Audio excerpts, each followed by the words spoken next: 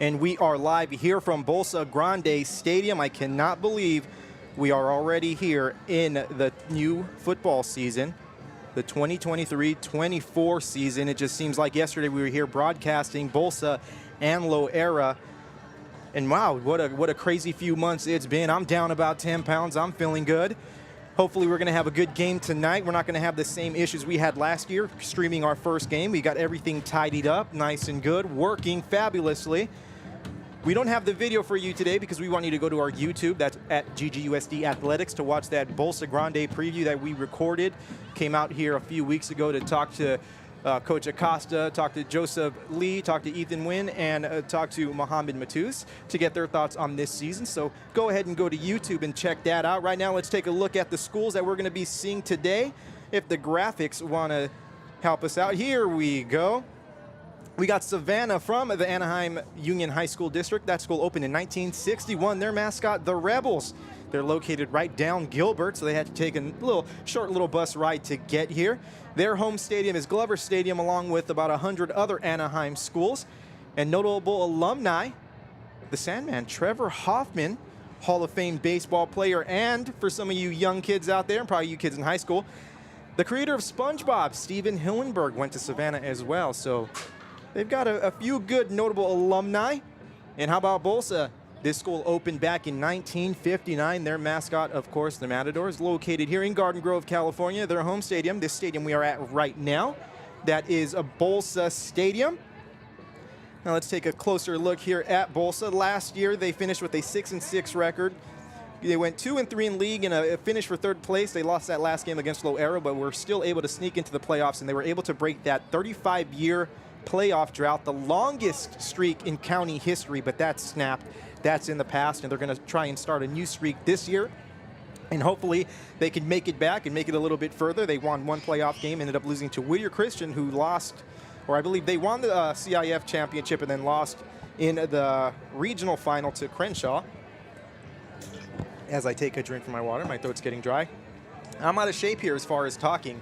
It's been a while. This is our first game, just like the players are going to see a little bit of hiccups here and there, but we're going to get through it. So Bolsa has won 2 league titles, the last one in 1986. Of course, their last playoff appearance last year in 2020. They've made 1 CIF championship game appearance back in 1986, defeating Valencia. A little dry throat. See, here we go. We're going to get through it. Of course, they open here tonight against Savannah. Their head coach, we'll get to it in a little bit, but that's Carl Agnew. He used to be at Los Amigos. Next week, they host Beckman. Their coach, Marcelo Giuliano, who used to be at Pacifica, so a little bit of a ex-Garden Grove Unified connection for these first 2 games here.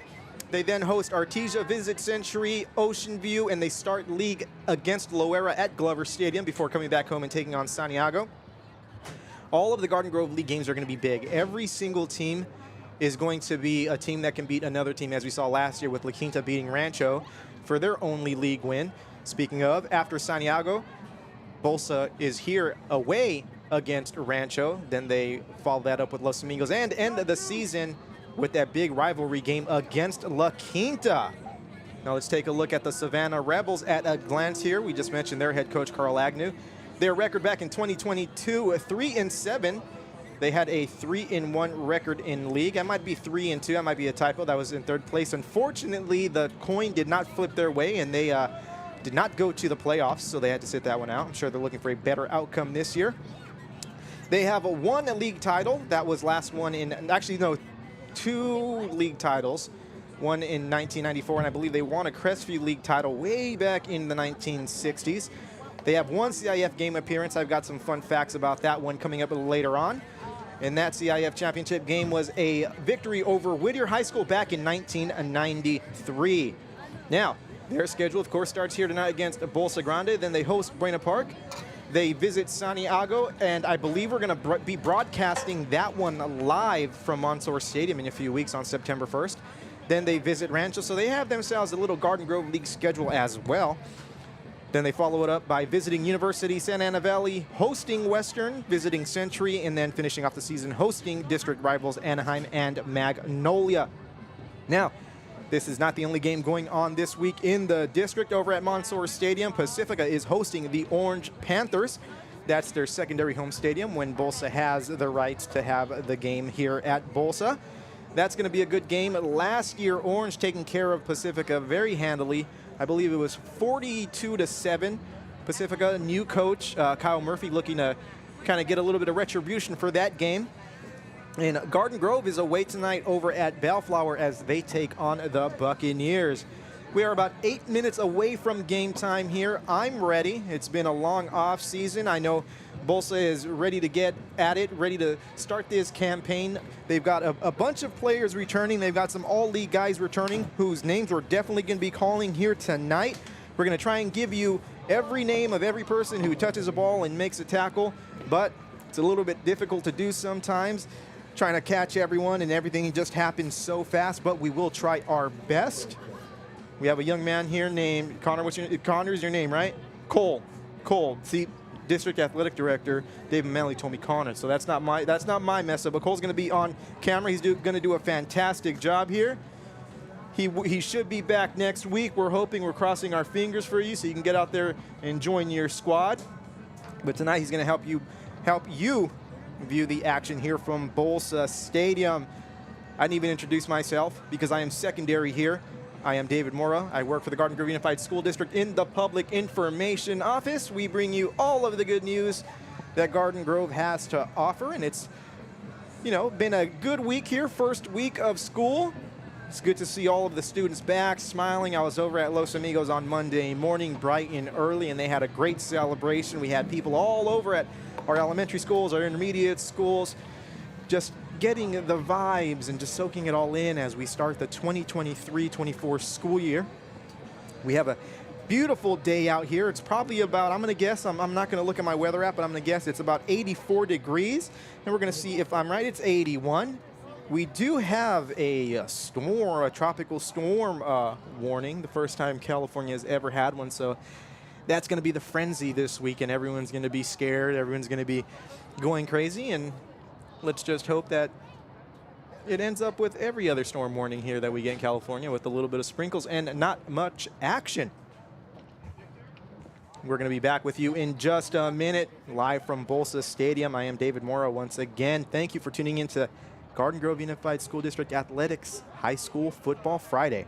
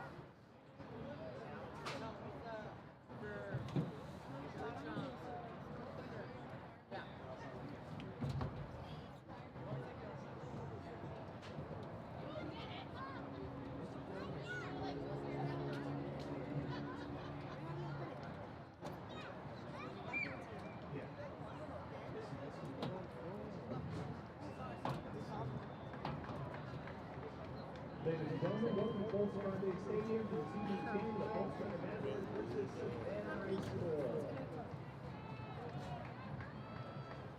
As a point of order, let the players play, let the coaches coach, let the referees and officials officiate, and you get to be fans that sit and watch and enjoy the game. Bolsa Grande and Savanna, thank you for your part in tonight's game.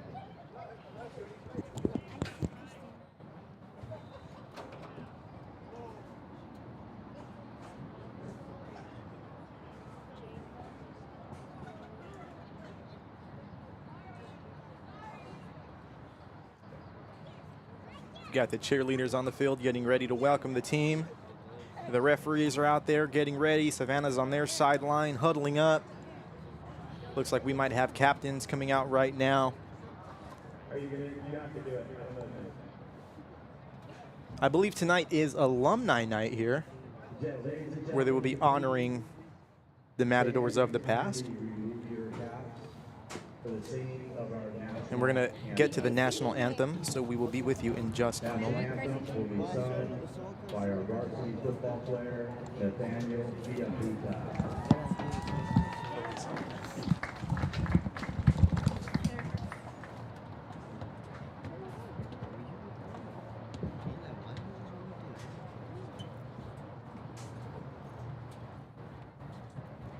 Oh, say you see by the dawn's early light what so proudly we hailed as the twilight's last gleam moved by night and bright star through the perilous fight. O'er the ramparts we walked, where so gallantly streaming, and the rockets led them on bursting in, came through the night that our flag was still in. Oh, say does that star-spangled banner yet wave o'er the land of the free and the home of the brave.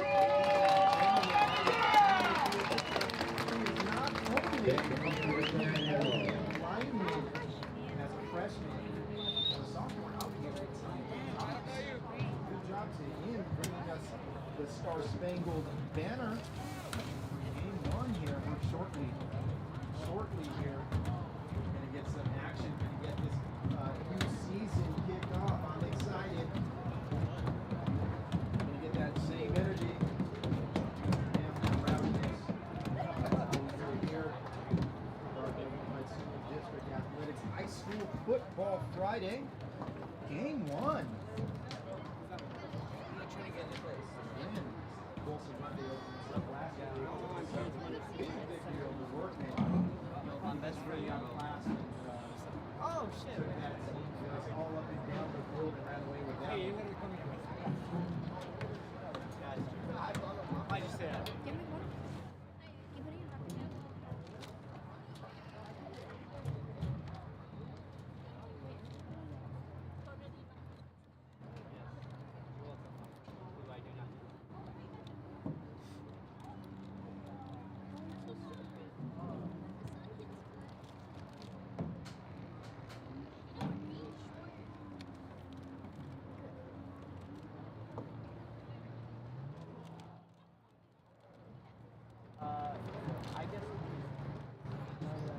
I have the 10. Make sure you get down to the snap bar. As the captains are going out there, Paul Madden was at number 7, Ethan Young. You name it, they got it. You want Number 6 is Roll Buster. they got it. Number 10, Joseph Lee for Savannah. We have number 6, Day, and number 59. It looks They like got it. They got all your four major food groups. The sugar group, the cholesterol group, and the cholesterol. So go get your 3%. we don't have here on. Oh, wait, we do have. That's the Bolsa roster. We get number 8, Brandon Campbell for Savannah. And they don't have any 59. You'll see, that's the one thing about getting these rosters from Max Press. Sometimes they're not all filled out correctly. They're trying to put these names as you get names along and go on the stadium. You know, there's a band that would be the price of it. Joseph Lee got with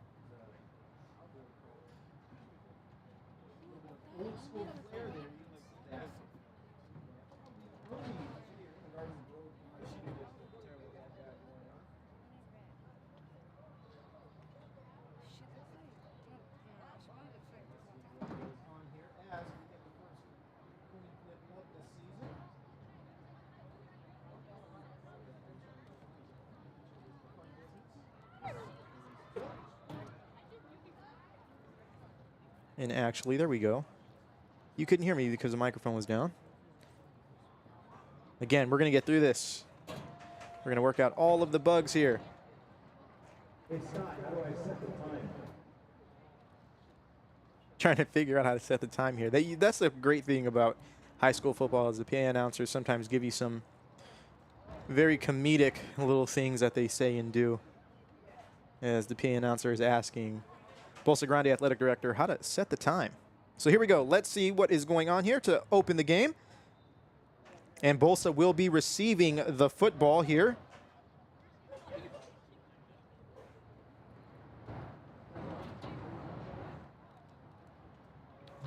So here we go. We're just a few minutes away from action. Let's switch up our scene, and here we go. We are going to be kicking off very soon here. And that's going to be a Savanna kickoff.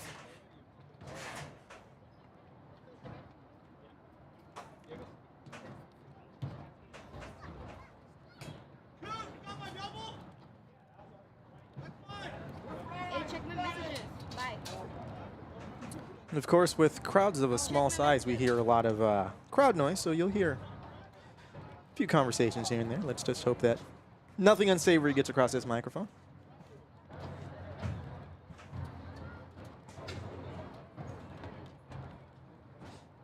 Here we go. Bolsa about to break through that big banner right now to get this season started, and here we go.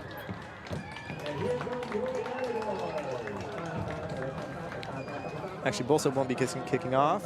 Savanna will be kicking off to start this game, and here we go. We're ready for some action here at Bolsa Stadium, just seconds away from kickoff of the 2023 football season. It should be a good one all year. Our broadcast schedule for the first few weeks, very heavy. Next week, we have a doubleheader over at Mansour Stadium, as we will be covering Pacifica and Garden Grove, the rekindling of the old rivalry. That should be a fun one. It's always good to see our district schools kind of renew those rivalries, hoping to see Garden Grove and Rancho at some point in the next few seasons. And of course, the last year most likely of the Garden Grove League as we know it, as things will be changing next year with new leagues in CIF. So here we go, kicking off for Savanna, a number we don't have. So here we go as we start off right off the bat with numbers unknown. So we'll see what we can do here.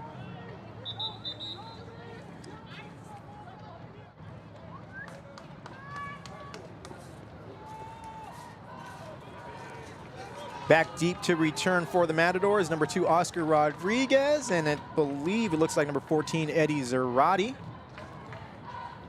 Zarate, thank you, Cole. See, Cole, you're already assisting me.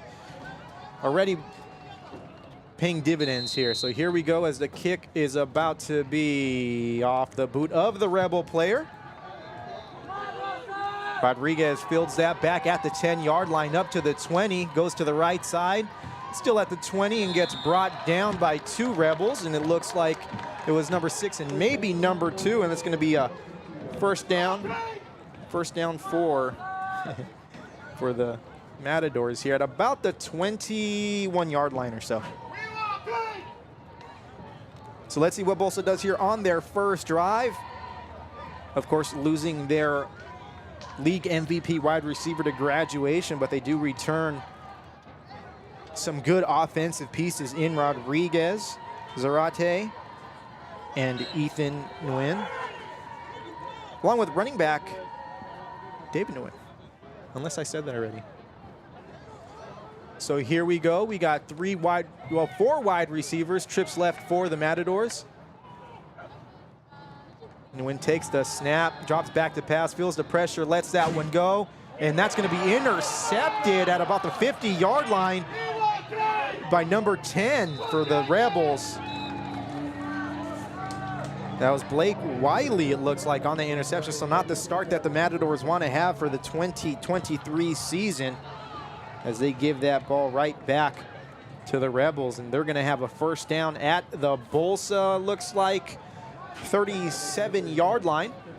So not bad field position here, and they've got about 37 yards to go before they hit pay dirt here. So let's see what they can do here. Savanna with 4 wide receivers, shotgun formation. The snap, handoff right up the middle. That was number 5, Jake, well, probably not Jake Dorsey because that's a running back there.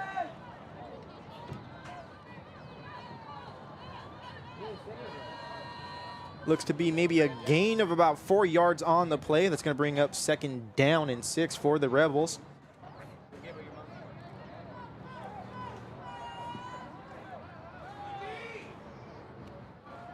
Actually, that was number 5. Yeah, some Jake Dorsey's what we're gonna say here. Dorsey again with the carry to the right side. He breaks free, has a 1st down and some as he gets tripped up and brought down at about the they're gonna mark him at the 16-yard line or so. Nice little run there on that play. A gain of about, we'll say 11 yards, 12 yards. Not a math guy, Cole, not a math guy. So you're gonna see why I do a lot of video and graphic design here for the district. It's going to be a 1st down for Savanna. 1st down at about the 16-yard line. Again, 4 wide receivers, shotgun formation. Isaiah Mendoza ready to take the snap. Almost bobbles it. Oh, nice little pitch. It's going to be a gain of about 8 yards. And that's going to be Dorsey one more time on the carry. So Savanna not having a hard time here moving the ball early on as we're getting large chunks of yardage here.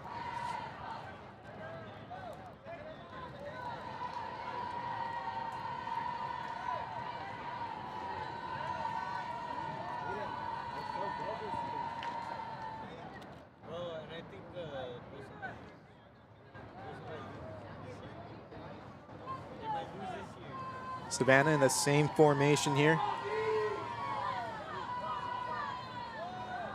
Snap, pass to the left side. It's going to fall incomplete, short of the receiver.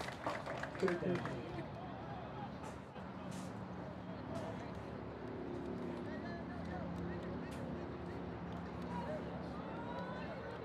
going to bring up 3rd down and 1 for the Rebels. So they have to get to about the 7-yard line to get that 1st down. Actually, they're at the 7. They have to get to the 6-yard line. Again, same formation.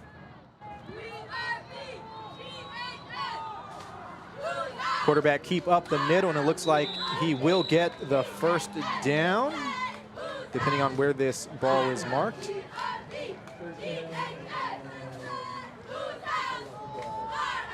And it will be a 1st down for Savanna. It's now 1st and goal. Didn't look like he got that 1st down, but I guess he just barely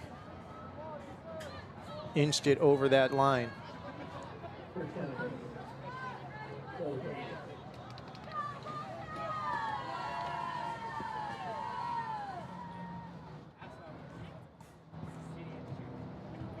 Savanna again, 4 wide receivers. Shotgun single back. Again, another quarterback keep right up the middle.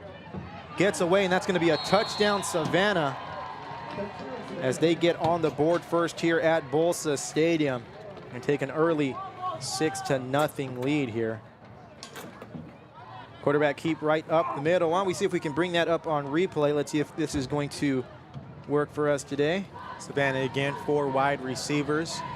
Here we go. So you see the play one more time. Shotgun single back. Again, another quarterback keep right up the middle. Breaks a tackle. Gets away, and that's going to be a touchdown, Savanna, as they get on the board first. And now they will line up here for the point after attempt. Oh, bad snap. Got the kickoff, and he made it somehow. Amazing. Wow, what sheer luck for that to just go through after a bad snap. Let's see if we can take a look at that one more time. That's definitely gets away, and that's going to be a touchdown, Savanna. It's still showing the last replay as they get on the board. Let's see if it's going to get away from that. So here we go. And now they will line up as here for the point after attempt. On the snap, oh, bad snap. He kicks it, got hits the kickoff, and he upright and just sneaks in. Oh my goodness. Wow.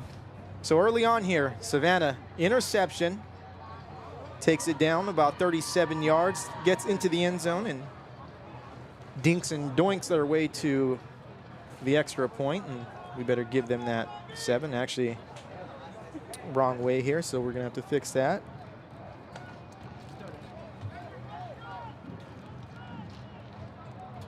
There we go. There we go. There we go. Okay, 7-0 Savannah. Again, we're working out the kinks here early in the season. We'll be in full form week 10. Just like last year, week 10 is about when we hit our stride, and of course we can't broadcast playoffs, so that'll be that. So here we go, the kickoff.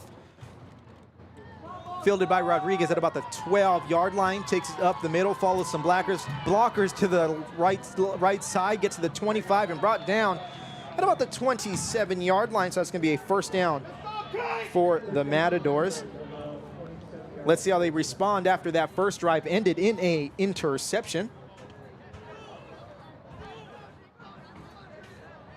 Again, not the start you want to have your first drive of the season.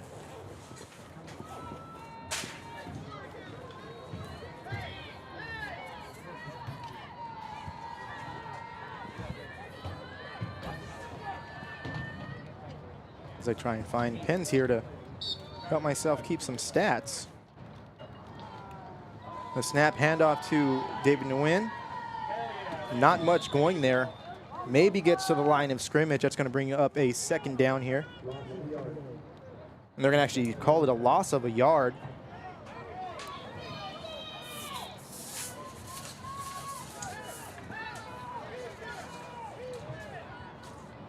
Second down, 3 wide receivers. David Nguyen drops back to pass, feels the pressure, decides to run, gets 5 yards at least. He's got himself a first down and some at the 50, and gets taken down at about the 45-yard line.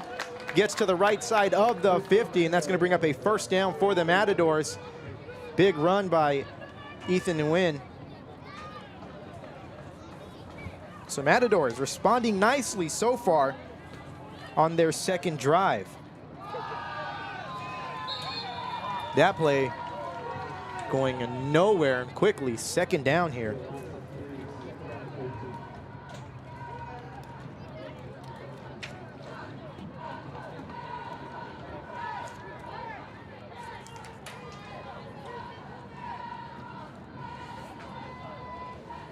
Bolsa with trips right.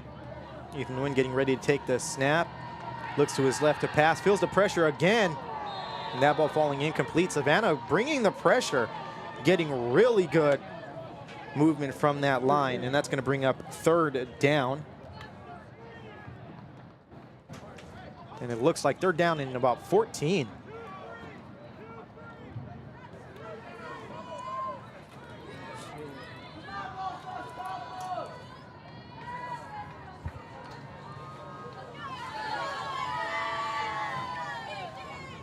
Nguyen takes a snap, looks to pass, more pressure, dumps it over to the middle to David Nguyen, who gets about 4 or 5 yards, maybe 6 on the play. More like, oh no, actually more like 3 yards on the play, but Ethan Nguyen was so far back there. That's going to bring up fourth down, and the Matadors will be punting the ball on this 4th and 11.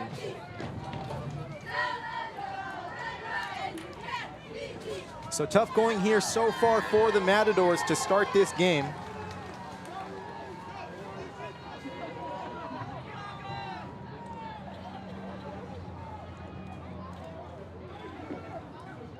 I don't expect this to go on all game. They just got to settle in. First game jitters and all here, opening the season. That punt lands at about the 26-yard line and rolls out of bounds at about the 19. They're going to spot it at the 18-yard line, so that's going to be first down for Savanna. Not a bad punt. So now let's see how this Bolsa defense responds after giving up a touchdown on the first drive.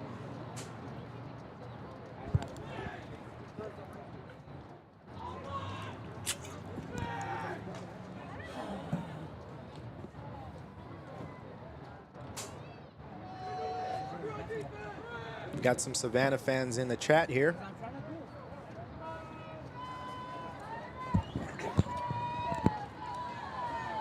Snap is up, drops back to pass, looks over, has someone open over the middle. That looks like it's number 5, I believe. Yes, that's number 5. Jake Dorsey on that reception. Looks like a gain of about 2 yards on the play. It's going to bring up 2nd down and 8 for the Rebels.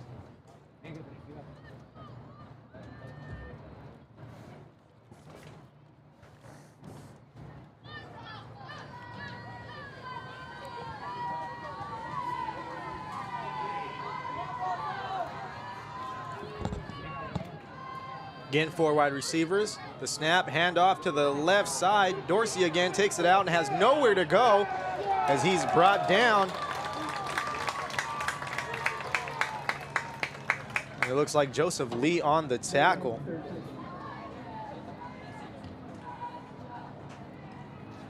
They're giving him maybe a gain of about 2 yards.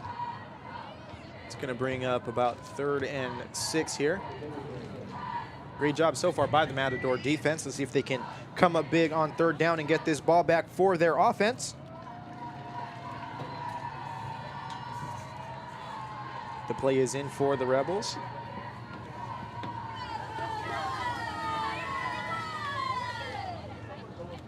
Two wide receivers on each side of the line of scrimmage. Snap. Quick pitch, and that's going to land nowhere. It's going to be on the ground. That's going to be Bolsa football. Oh, no, they lost it, but that's going to bring up a 4th down for the Rebels. Savanna escaping disaster there. Matadors almost had that ball at the Savanna 15-yard line, but instead it's going to be a punt for the Rebels. Expecting the Matadors to get really good field position here.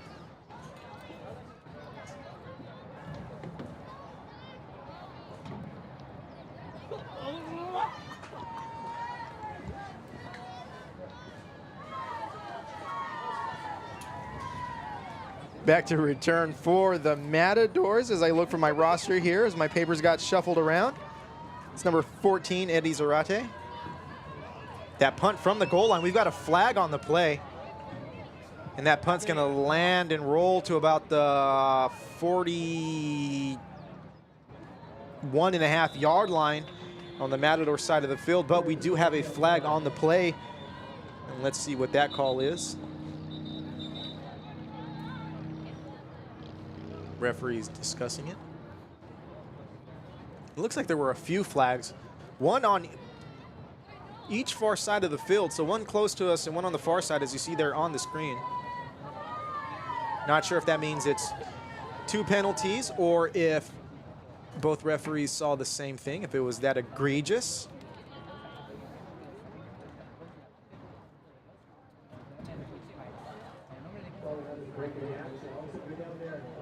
We need Jeopardy music right now, and I did have some, but it's not there anymore because this is taking a while here. So here we go. We got 1 penalty on the Matadors and another penalty on the Rebels. They're going to be offsetting. Looked like a clipping and then a unsportsmanlike conduct, if I am correct, but not sure. Either way, that's going to be a 1st down for the Matadors unless they run this play one more time, which it looks like that might be the case. So they're actually going to replay the 4th down.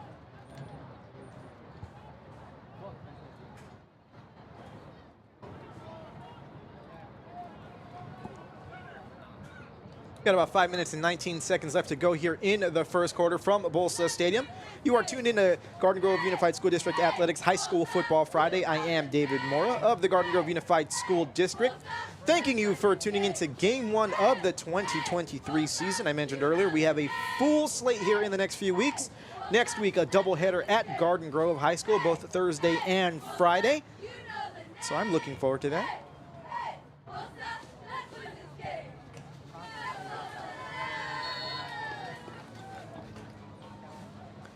So here we go. We're going to do it again.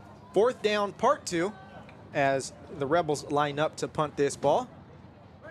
Let's see if this one goes a little bit better for the Matadors, and it looks like it is going to be better for the Matadors. They're actually Looks like it's going to land in almost the same spot, but this time picked up by Zarate, and he's going to run backwards. He's got to get up the field here. Lays a nice little hit and takes the ball to about the 47-yard line. It's going to be a first down for the Matadors at their own 47-yard line. So here we go. Drive number 3 for the Matadors. Let's see how this one shakes out for them. The first one, interception. Second one, a punt. But they did move the ball on the second one, so let's see if they can fare a little bit better here. They trail 7-0 here early on in the game. Still plenty of time left. 5 minutes and 4 seconds left to be exact here in the first quarter. We've got some shadows here on the field, which don't look too nice on camera. Of course, things don't look much better until we get to about October and we start getting that nice darkness early on here. There's nothing like nighttime football. Matador is lined up for wide receivers. Nguyen takes a snap, hands it off to David Nguyen, who gets stuffed at the line of scrimmage. Actually gets stuffed 2 yards behind the line of scrimmage. Savanna right now winning that battle up front. It's going to bring up second down and about 11 here for the Matadors. They're calling it 12. Potato, potato.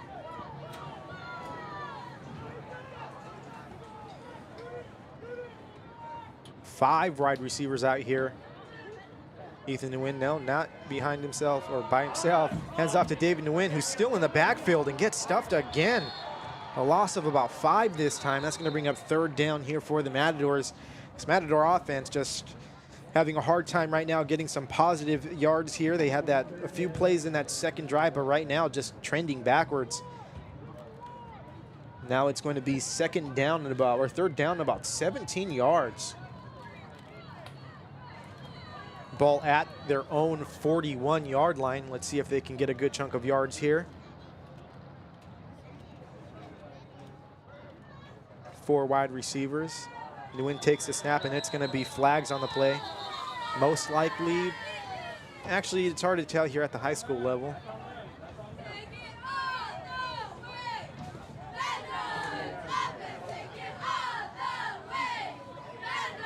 Referees discussing this one. Definitely some movement on the line, but who's at fault here is the question.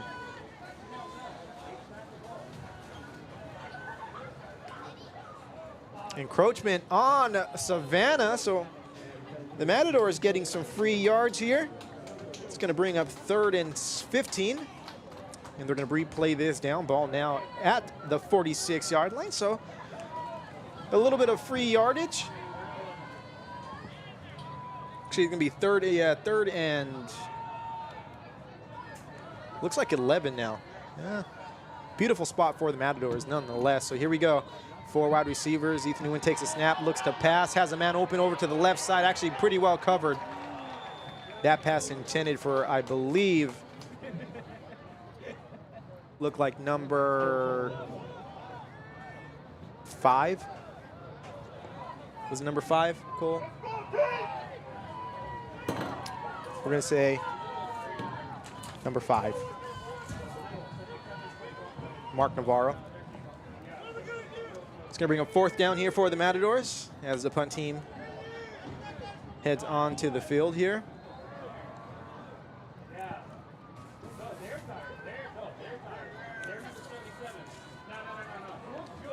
Punt is up.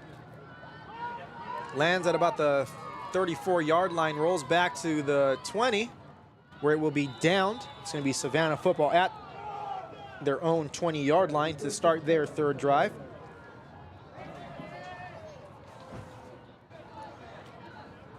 Bolsa defense held strong on that second Savanna drive. Let's see if they can keep it up and keep their offense in this and limit the damage here. Still 7-0 here in the first quarter. 3 minutes and 30 seconds left to go.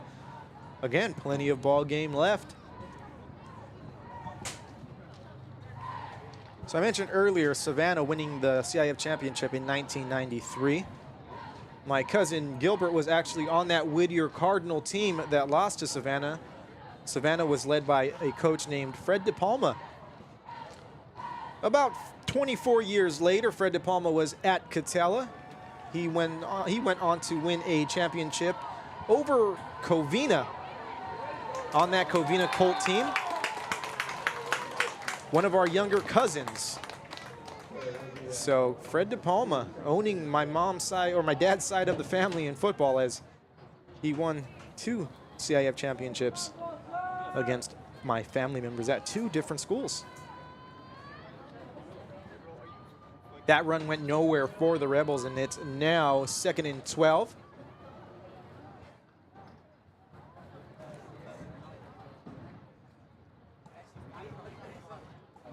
Matador defense settling in here. 4 wide receivers for the Rebels. They've kind of been in this same formation for pretty much all of this first quarter. We haven't seen them deviate at all. Fake handoff, beautiful hit there in the backfield.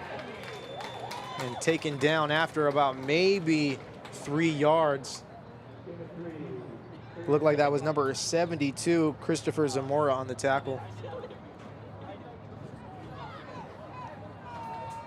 One name I expect to really have an impact here by the end of this game is Nathaniel Fiaputa, who is only a sophomore. As a freshman, was just having his name called in our broadcast last year.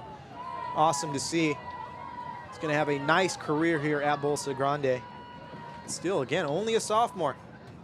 Plenty of football for him to be played. Expect him to go somewhere once he graduates. Here we go. It's 3rd down here for the Rebels. Pass over to the left side. That is complete. And it looks like they're going to have the first down. Actually short of the first down. Maybe a gain of about 6 yards.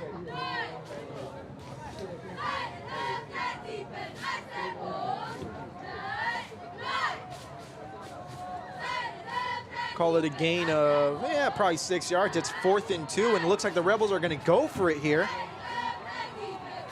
Actually, no.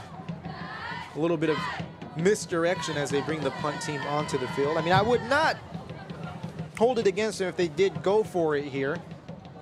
You hear the stats all the time on how statistically punting versus going for it on 4th down and all that crazy analytic stuff here. Conventional wisdom tells you to punt it on 4th down, but sometimes, hey, you might have a better chance of getting that first down, especially with 4th and 2. We're gonna have a timeout here. Most likely, Rebels wanting to talk this one over.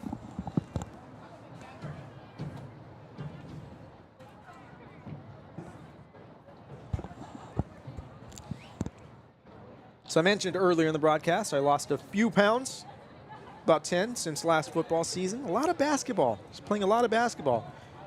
Sweating at this park right here in Garden Grove on that walking trail. They got a nice little basketball court there. I spent a lot of time there. So my advice, if you want to lose some weight, just go out there and play basketball. I don't make many shots. I miss most. That's why I'm losing weight, because I'm chasing rebounds everywhere. But hey, got to lose the weight somehow.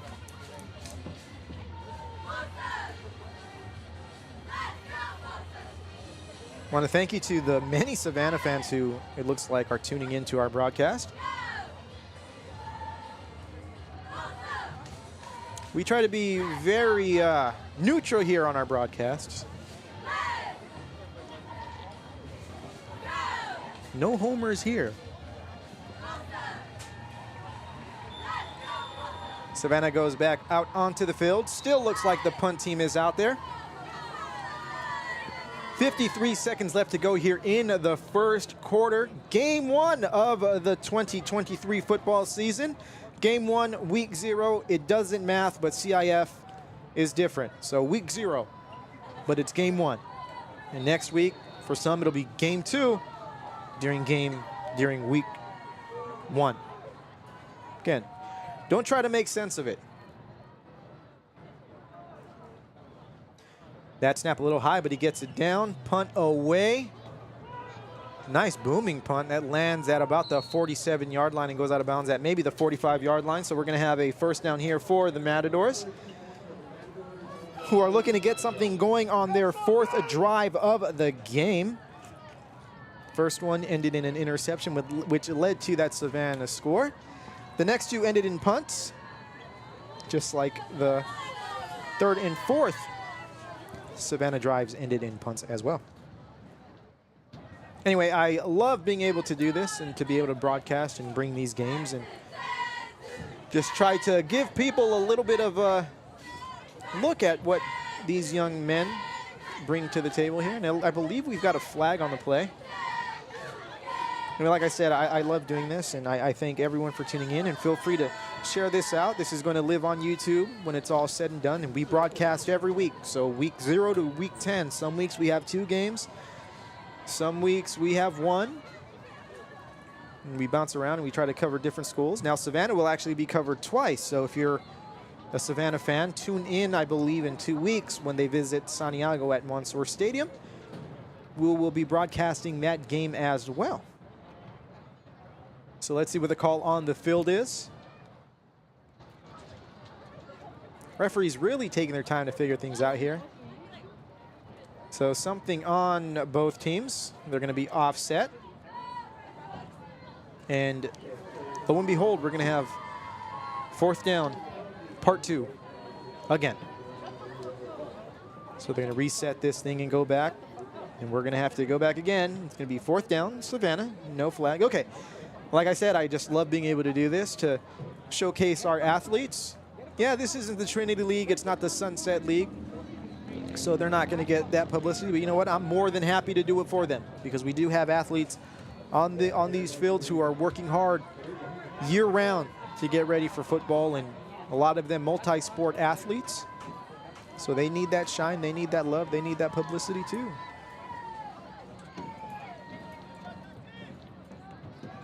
And we have some really exciting games here. There were games last year where I left with no voice. This Los Amigos Ocean View game was a good one. The Bolsa Los Amigos game was another good game. Here we go as that punt gets off again. This punter getting his work in. That one lands and doesn't go really anywhere. It's going to land at the 42-yard line, so Bolsa will have the ball. Wait a minute, make sure there's no flags on the field. No, we're clear, we're good. 1st down, Matador, so here we go. Last year we also broadcast some basketball games. This year it's going to be a little bit harder with a new scheduling system that they have going on in the Garden Grove League.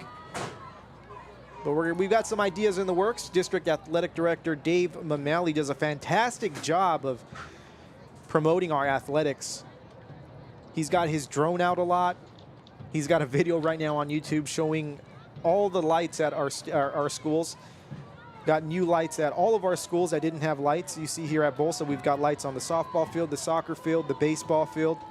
Ethan Nguyen takes that snap, rolls out to his left, looks to pass, lets that one go, has a man open, and that's going to bounce off the fingertips of, it looks like, is that number 2? Can't see really. Hard to see. Hard to see. Maybe number 5 or number 2.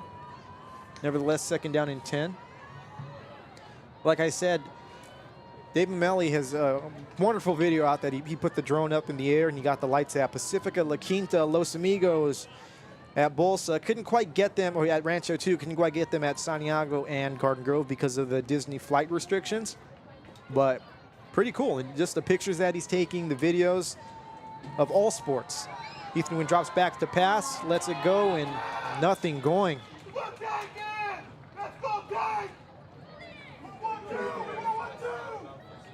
That pass intended for, looks like, Oscar Rodriguez. But yeah, Dave Mameli, rock star with the multimedia, in addition to all of the other administrative duties that he's doing for our teams and for our coaches and for our schools. 3rd and 10 here for the Matadors. Dave Nguyen back there with Ethan Nguyen. We got 4 wide receivers. The snap. Ethan Nguyen looks to his left, feels the pressure, and gets taken down in the backfield. Big loss on that play. That's going to bring up 4th down for the Matadors. Early struggles here for the Matadors as we have 5 seconds left, and it looks like they're just going to end the 1st quarter here on that note.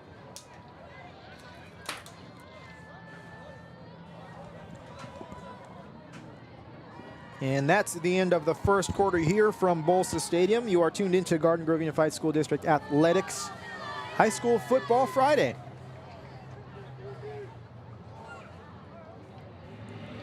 Savanna holding on to a 7-0 lead here early on in this game.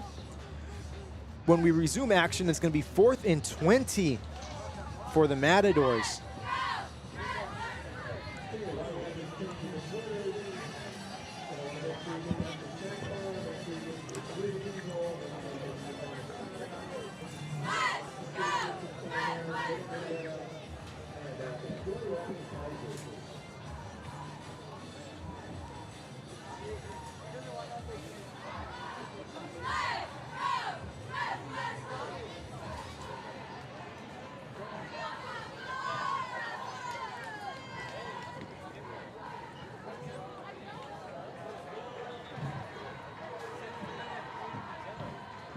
Again, still early here in this game. A lot of football left to be played. It's only a 7-0 lead here for the Rebels, but at some point you got to see something from the Matador offense that's going to show that they've got life here, and maybe it's just going to take a little bit of halftime adjustments to get them going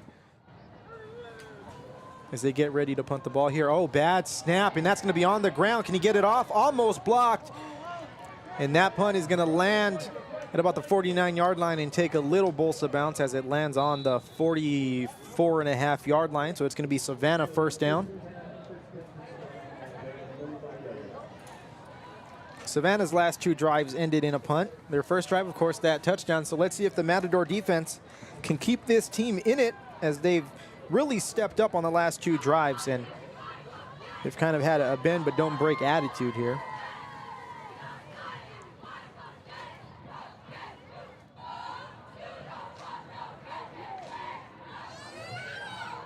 Those cheerleaders are here are the Savanna cheerleaders, who are pretty loud. So here we go, Savanna getting ready to start this drive from the 45-yard line. 4 wide receivers.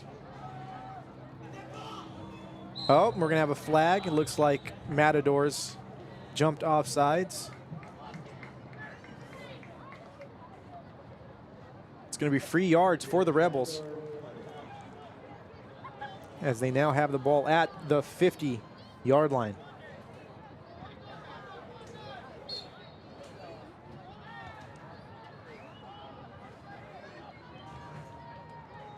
Handoff run right up the middle. Breaks for a nice gain of about 5 yards, and that's going to be a first down for the Rebels. And we've got another flag on the play. More laundry than my Sunday mornings here early on. Let's see what the call is here. Looks like it came in after the play. Yep, unnecessary or unsportsmanlike conduct on the Matadors. More free yards for the Rebels. That's going to be a big one. Adding 15 yards to that one, as the ball is now going to be at the Matador 30-yard line. So Matador defense kind of hurting themselves on that one. It's not what you want to see. Your last 2 drives, you hold this team to a punt, and now you kind of give them some free yards. You gave them 20 free yards so far.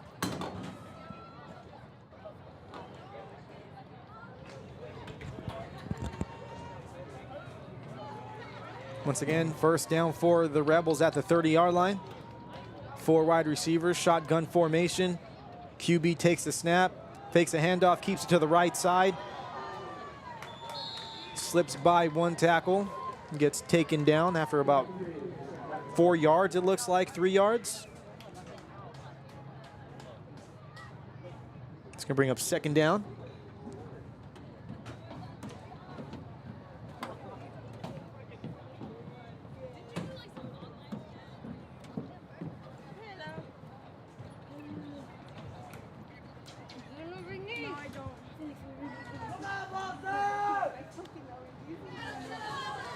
There we go, second down and about 7 to go here for the Rebels. Ball at about the 27-yard line. Quarterback takes the snap, hands off right up the middle. Taken down by a host of Matadors, but getting 2 yards on the play. Doesn't look like the Rebels are getting yards on these runs, but still. getting some good games here.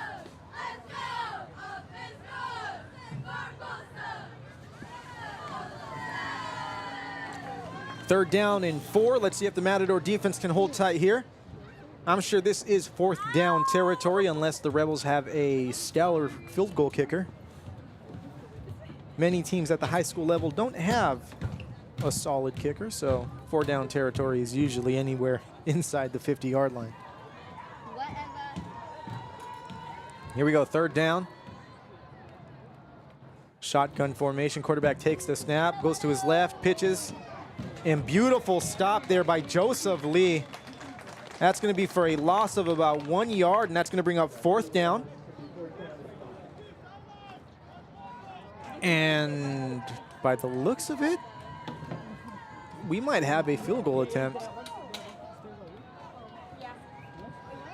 I could be wrong.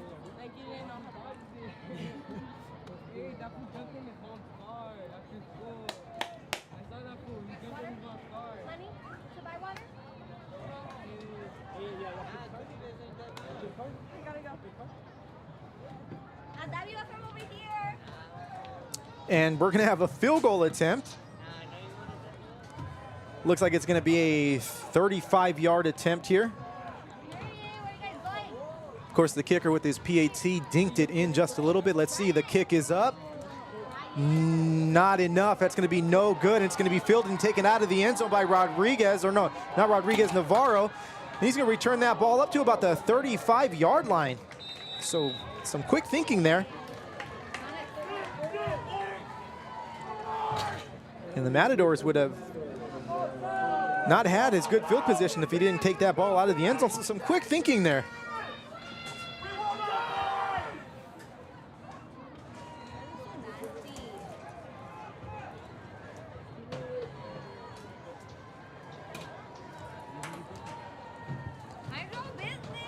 So good job by the Matador defense on that drive. Savanna got really deep into Bolsa territory on that one, but they were able to hold strong. Looks like we're going to have a timeout on the field. Timeout Rebels. Matadors with all 3 of their timeouts left. Rebels with only 1 now. 8 minutes and 44 seconds left to go here in the 2nd quarter. Week 0 here on Garden Grove Unified School District Athletics High School Football Friday. David Mora bringing you the action, as I do during football season. Got a lot of Savanna fans here. I guess that's kind of what it's designed for when you broadcast. You know, you want the home team to tune in, but then you want the home team to be in the stands watching the game, and the away team to tune in. But like I said, it's a neutral broadcast here.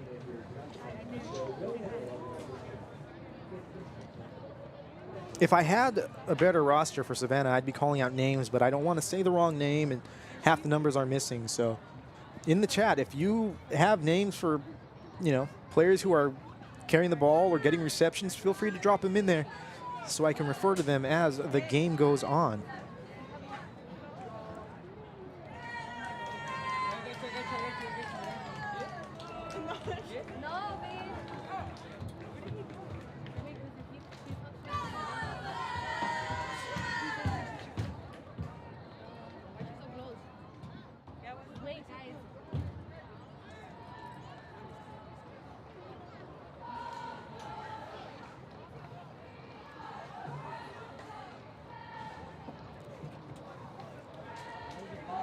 So here we go. Matadors with a 1st down at their own 40-yard line, looking to make something happen here, trailing 7-0. Still early in this ball game. You'll hear me say that until there's about 1 minute left to go in the game. Matadors with 4 wide receivers, looking to change things up at the line. Ethan Nguyen ready to take the snap. Fakes the handoff, drops back to pass, dumps it over the middle to David Nguyen, but he's not going to be able to hold on to that one, and they just have not been able to connect here today. Ethan, of course, 2nd team All-League last year in the Garden Grove League. Did well in last year's Week 0 triumph over Workman. him and Fu Nguyen really had a coming out party here and showed people that Bolsa was something to be reckoned with as he drops back to pass, feels the pressure, gets away, still on his feet at the 40-yard line, at the 45, at the 50, still on his feet, gets a first down. It's going to be a gain of about 13 yards. Beautiful run there by Ethan Nguyen as the play kind of broke down on him, improvised a little bit and used his wheels to pick up a first down. That could be the kind of momentum play that Bolsa needs as they come out here, no huddle. Trying to keep Savanna on their back feet there. Drops back to pass, has a man open, that's number 3. That's gonna be caught, and that's gonna be a touchdown for the Matadors. Beautiful catch there by Rudy Carrillo. And the Matadors have tied this game up. The Matadors have scored. It is now 7-6. No flags on the play. Why don't we run that replay to check out? That could be the kind of momentum play that Bolsa needs as they come out here, no huddle. Trying to keep Savanna on their back feet there. Back to pass, has a man open. That's number 3. That's look at that catch there at the 20-yard line. Carrillo just carries it the rest of the way in. The Matadors are in business here as we get ready for the PAT. It's up. Beautiful, and that's in. We have a tie ball game here. Like I said, it's still early. Here we go. We have ourselves a ball game. And I might sound a little bit muffled here. I know we get a little bit animated here. So here we go. Now let's see how Savanna responds. I can tell by the way they've been playing, they are not going to respond lightly to that. They're going to come out swinging to try and get points back on the board and get back control of this game.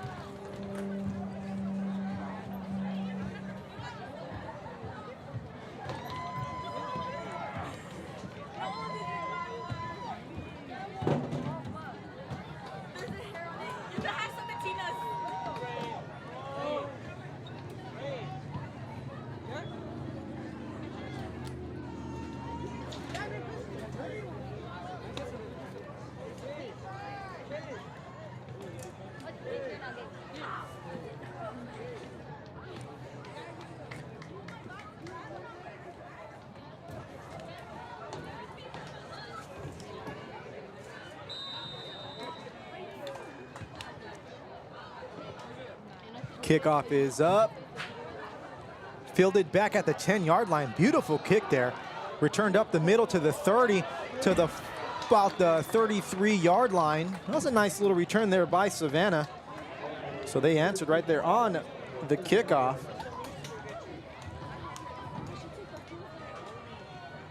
Again, that was a very beautiful kick. I believe by number 22. Is that the kicker there? Cool. Number 22.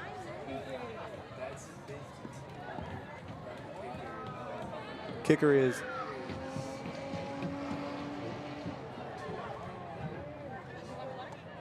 number 2. Says the kicker is Mohamed Baya, but he's number 6. We'll figure it out. We'll figure it out. Hopefully we see a lot more touchdowns and kickoffs as the night goes on. We'll get it in. So here we go. Savanna getting ready to take the snap to start their 5th drive here. Quarterback drops back to pass. We haven't seen that too much. Dumps over the middle. Caught by number 5. He's got a nice little gain. He's breaking away. Still on his feet at the 40. Still on his feet at the 35. The 30. The 20. Now at the 15. The 10. And they're going to score. Savanna, like I said, not going quietly as they answer right back on their first play from scrimmage on the very next possession. And I don't know, but it looks like we might have a slugfest on our hands here at Bolsa Stadium. We haven't seen that too much. Dumps over the middle. Caught by number 5. Again. He's got a nice little gain. He's breaking away. Still on his feet at the 40. Still on his feet at the 35. The 30, the 20. 25. He got there now in a hurry. 15, the 10, and they're going to score. Savanna, like I said. And Savanna not going quietly as they takes a 13-7 lead. And let's see if the kicker and the holder here can get a better exchange than they did in the first PAT attempt. So here's the snap, better attempt, it's down, and that's good. And actually I added that to the wrong side, so let's see if we can, there we go. 14-7 Savanna lead. They answered with a home run ball on their first play from scrimmage there on that last drive.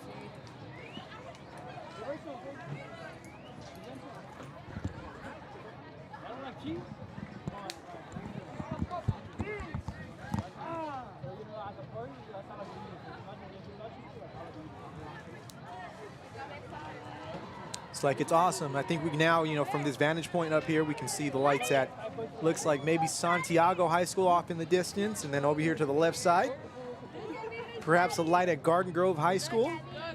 Beautiful sight to see these fields now lit up.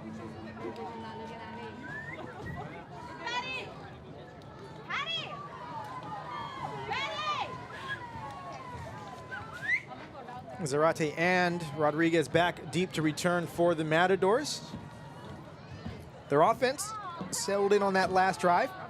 Let's see how they respond here. Again, it looks like, this second quarter might be a little bit of a slugfest. Both teams really settling in here. The offense is with a little bit of fireworks here to start things off.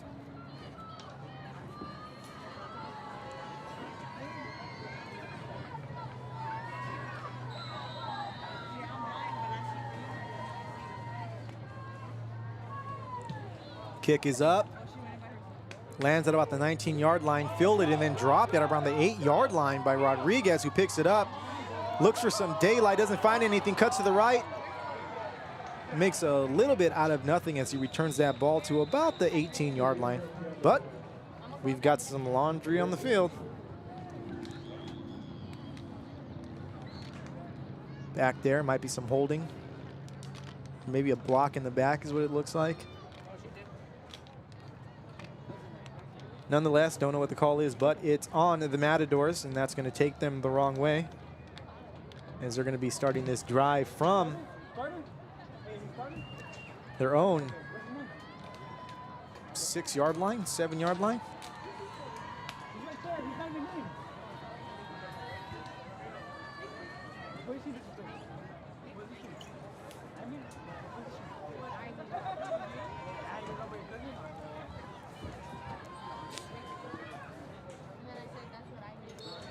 So here we go, Bolsa starting deep in their own territory from the shadow of their own end zone.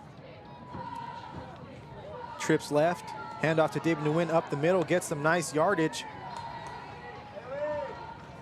Gain of about 4 or 5 yards on the play. It's gonna bring up second down and probably 10. Oh no, so they actually moved that ball. It wasn't moved back, so it's like 2nd and 4, sorry, 2nd and 6.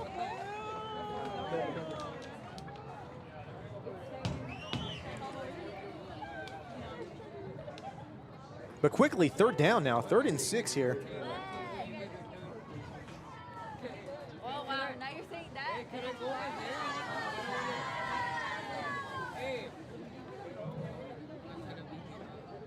Trips left for the Matadors as they look to the sideline to get the play. Last play looked like a loss of 2, so now 3rd and 8. Ethan Nguyen getting ready to take the snap. David Nguyen to his right side. Fakes the handoff, drops back to pass, dumps it over the middle to David Nguyen, who gets it this time, but we got flags on the play. And it looks like it might be on Savanna, but no, either way, that's a 1st down. Very nice gain on that play, so let's see what the flag is in the backfield. Maybe a roughing the quarterback.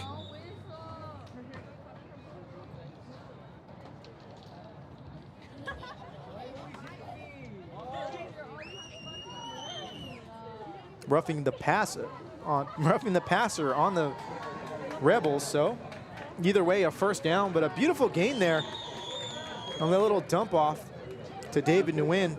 And the Matadors are going to get even more yardage added onto that.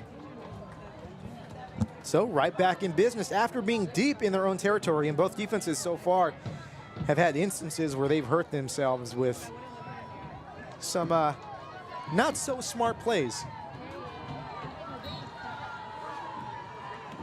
We go 1st down for the Matadors from the 37-yard line, or 38-yard line, mind you.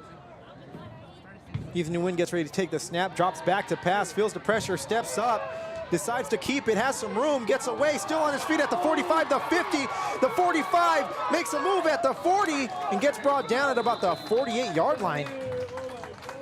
Making it happen with his feet. Got that number 7 looking like Michael Vick on that play. So here we go, Matador offense settling in. The nerves are out. Looks like they're running on all cylinders now. Ethan Nguyen takes the snap, hands off to David Nguyen. Breaks a tackle, gets to the left side, still on his feet at the 30. Gets brought down at about the 36-yard line or so. Looks like that's very close to first, and that is a first down for the Matadors, as they have a nice little drive going here on their 6th drive of the game.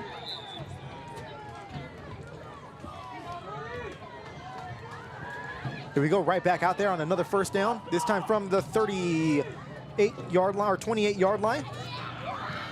Ethan Nguyen takes the snap, fakes the handoff, takes it out to the left side. Not able to get away from any tacklers there, but still gets a nice gain, maybe about 5 yards on the play, 4 yards. That's going to bring up second down and about 6. 14-7 here. 5 minutes and 30 seconds or so left to go here in the first half at Bolsa Stadium. David Moore bringing you the action here on Garden Grove Unified School District Garden Grove Unified School District Athletics High School Football Friday. It's a mouthful. Ethan Nguyen drops back to pass, goes to his right side, overthrows the receiver. That pass intended for, and let me see if I can see that number.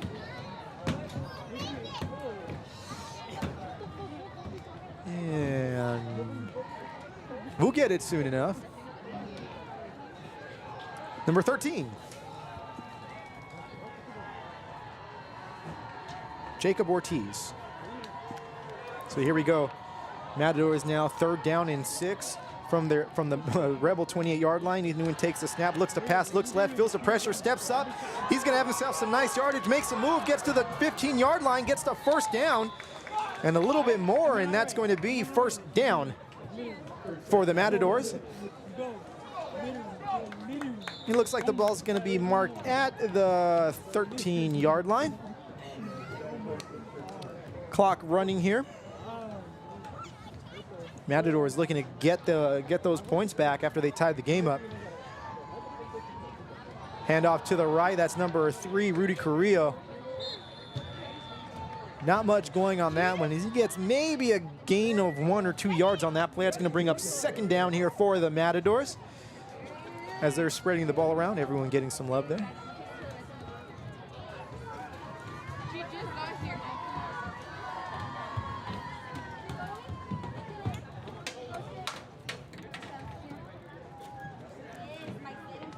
Matadors with trips right.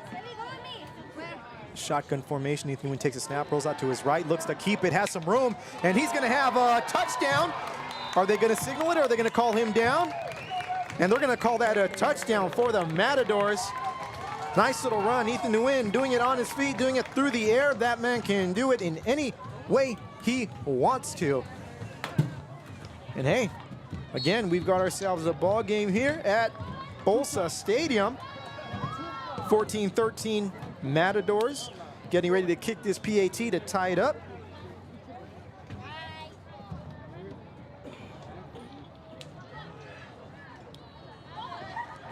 Kick is up. No doubt about it. That's good. And we have a tie ball game once again here at Bolsa Stadium. Matadors scored. Rebels answered. Matadors scored with their own answer. Let's see what the Rebels can do here on this next drive. Let's see if the Bolsa defense can hang tight like they did for that, most part of the first quarter.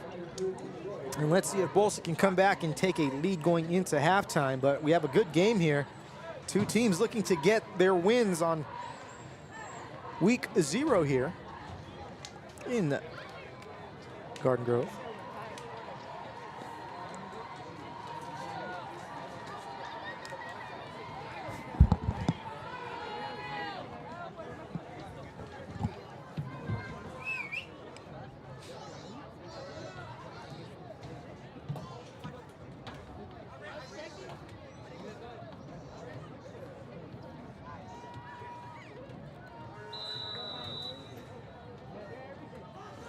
So here's the kick. Fielded at about the 19-yard line, taken to the 30. More room. Nice runs here by this Savanna return man here, as he takes that ball all the way up to about the 42-yard line is where they're going to mark it. First and 10 here for the Rebels from their own 42-yard line. 4 minutes and 7 seconds left to go here in the first half. No more shadows on the field as the sun is starting to set here. You look off into the distance and you see the sun shining off of all these windows with glass, or all these windows with very reflective glass. Over here to the right as we're looking towards Newport and Laguna, and over here to the left as we look to probably Orange or somewhere, but nice scenery here at Bolsa Stadium from up top here. A gain of about 2 yards, gonna bring up 2nd down and 8. Yeah, 2 yards, 2nd down and 8.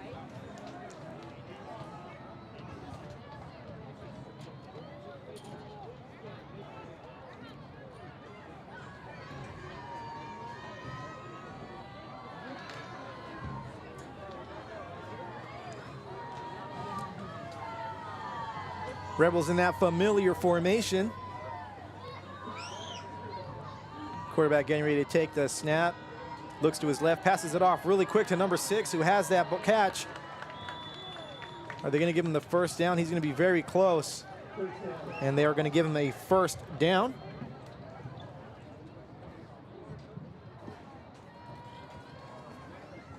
So this Savanna offense now kind of settling in. Bolsa offense settling in. Now it's up to the defenses to see if they can get their bearings back after both of them had a stellar first quarter.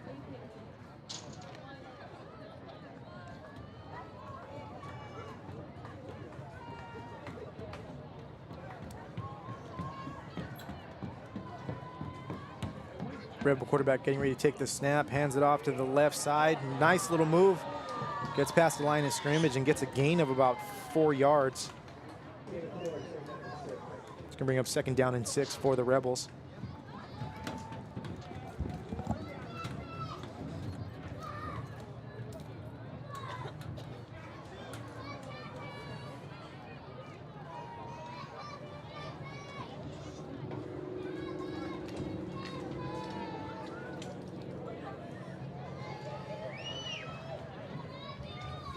Here we go on this 3rd down play here for the Rebels. Passes over to the right side. That ball not going anywhere, incomplete, and it looks like it's going to bring up 4th down.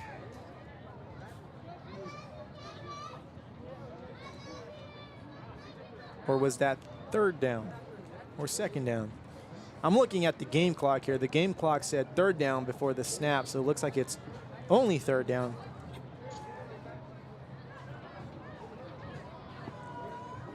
My apologies there. That was the 2nd down play. This is 3rd down, 3rd and 6 after that incomplete play. Rebels getting up to the line of scrimmage. 4 wide receivers. Quarterback getting ready to take the snap.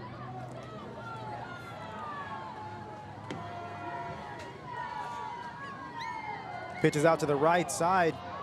It's to number 22, who gets a nice little chunk of yardage. It's going to be very close to the 1st down, but just short, as that's going to bring up 4th down. It's going to be 4th and 2. Again, inside the 50, you have to say this is 4th down territory, and it does look like the Rebels will be going for it on 4th down here. So let's see what play they draw up, and let's see how this Matador defense can react here.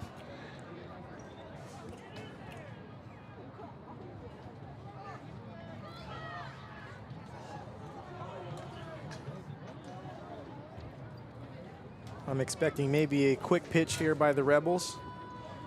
Definitely going to be a run play. Unless I'm wrong.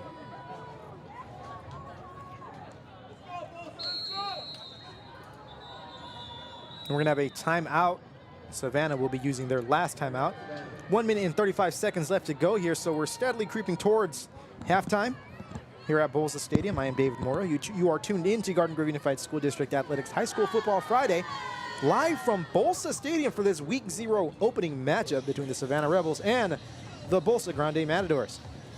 We thank you for tuning in, and we hope you are enjoying what you are seeing and hearing. And again, feel free to share the link out to family members, to coworkers, to neighbors, anyone on the side of the street who you see with a cell phone, have them tune in. Also, like and subscribe especially you Savanna fans. Like I said, we will be seeing the Rebels again in about 2 weeks when they take on the Santiago Cavaliers from Mansour Stadium. Yeah. But it was my brother's friend. But like the football player get him. Got a little break in the action here. Here's where we would have like a sponsor spot, but we don't have any sponsors.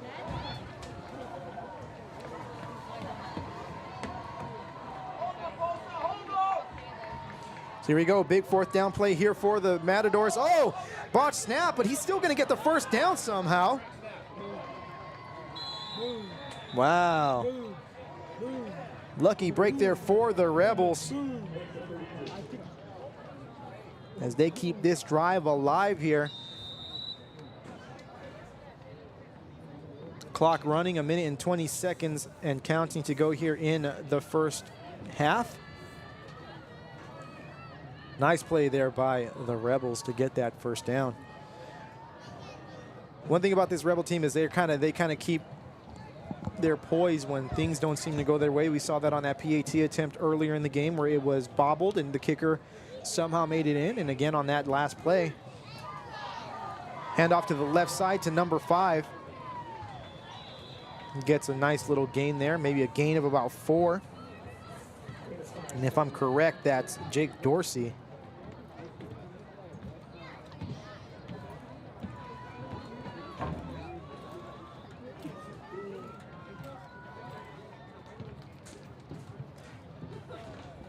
Brings up second down and about 5 here for the Rebels. 30 seconds left to go. They might be content with letting the clock run out here in the first half unless they're going to try and take a shot at the end zone here.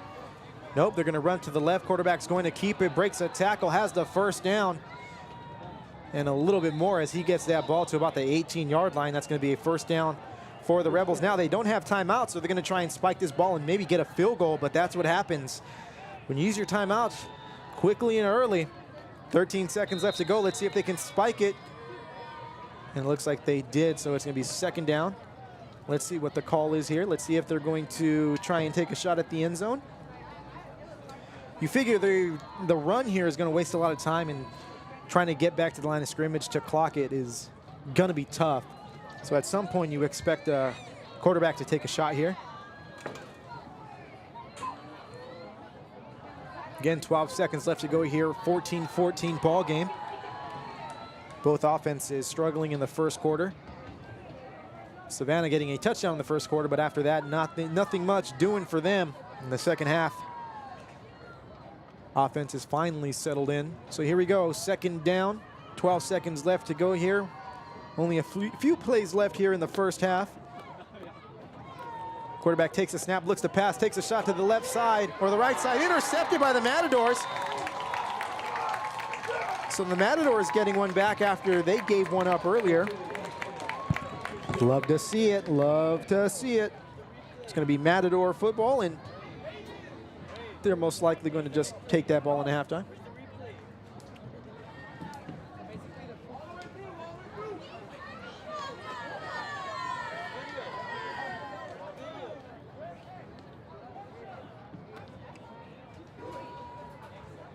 So 6 seconds left to go here. What do? They just run the ball? Or do they get tricky? Now, do you really want to get tricky this deep in your own territory? I mean, why not, right?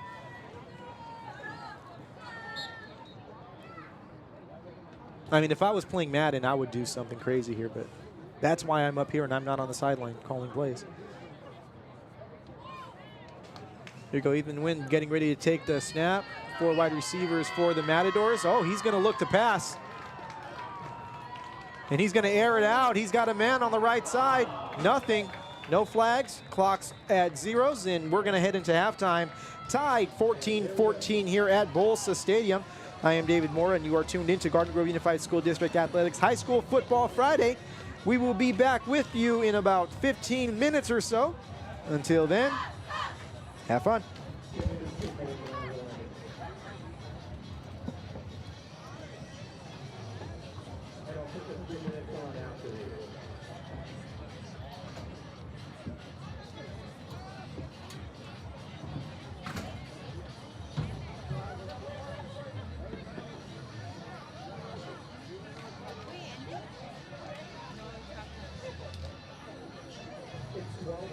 You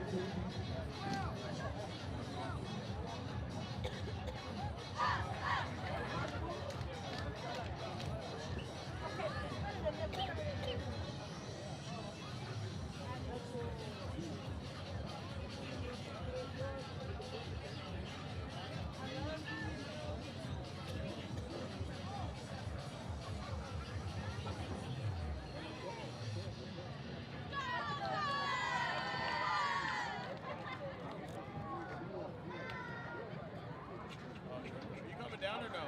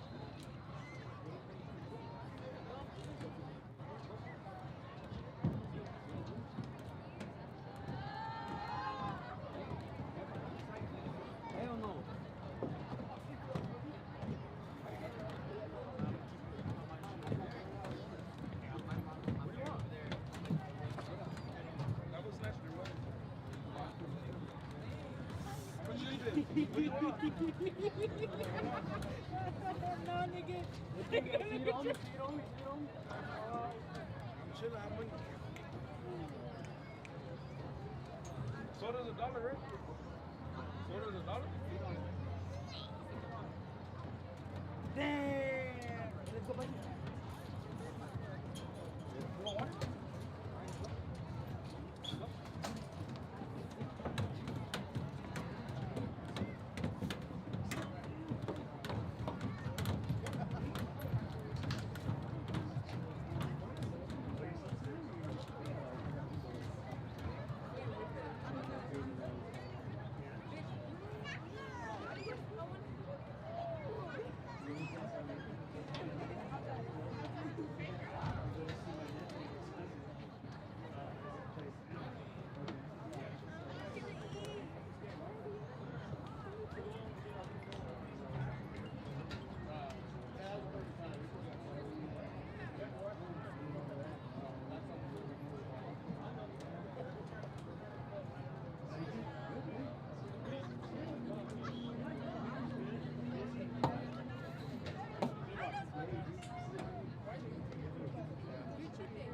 He could be an 8th grader, it wouldn't surprise me.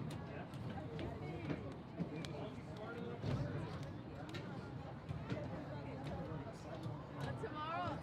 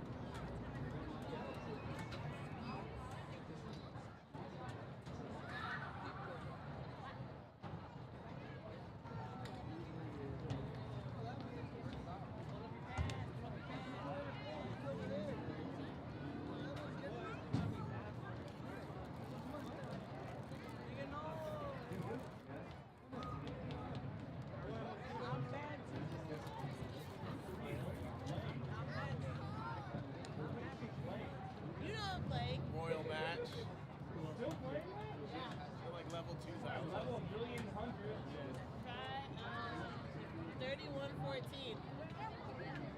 31-14. I was making a joke that she was at 2,000. She's past 3,000.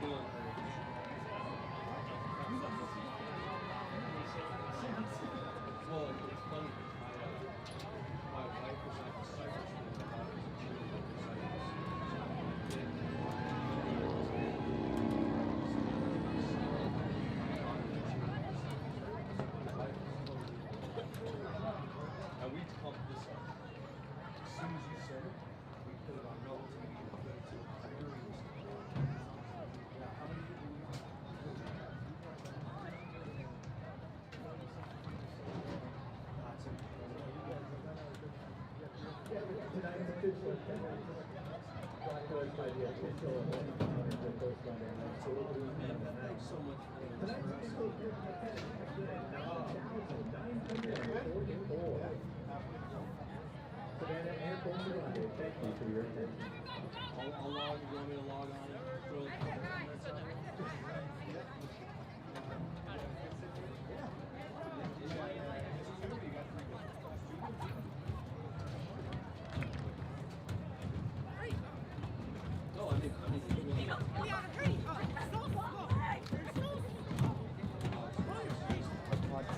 So here we go. Here we go. We are back on. We've got about 26 seconds left to go here in at halftime. We have a few special guests joining us right now, so we're just going to get things settled in. Got to add some microphones. We're going to get back to our game time deal here. Actually, let me get back to our main. Here we go. Here we go. There we go. So let's see. We got to get everything dialed in. That's number 2 there, I think. Can you hear me? No. No? Let's see. Oh, you know what? It helps if you plug it all the way in. Yeah. There we go. It helps. You know, it's weird the way things work like that, right? If you don't have it done right. You know, I always say this. I say week 1 or week 0, it's tough. But week 10, that's the one. It's dialed in. Yeah. Week 10, we're dialed in, and then, of course, we can't broadcast after that because of CIF. But, you know, if we were able to, then it'd be perfect. So, yeah. So we go. Let's get one more plugged in here. Bear with us, folks. So here we go.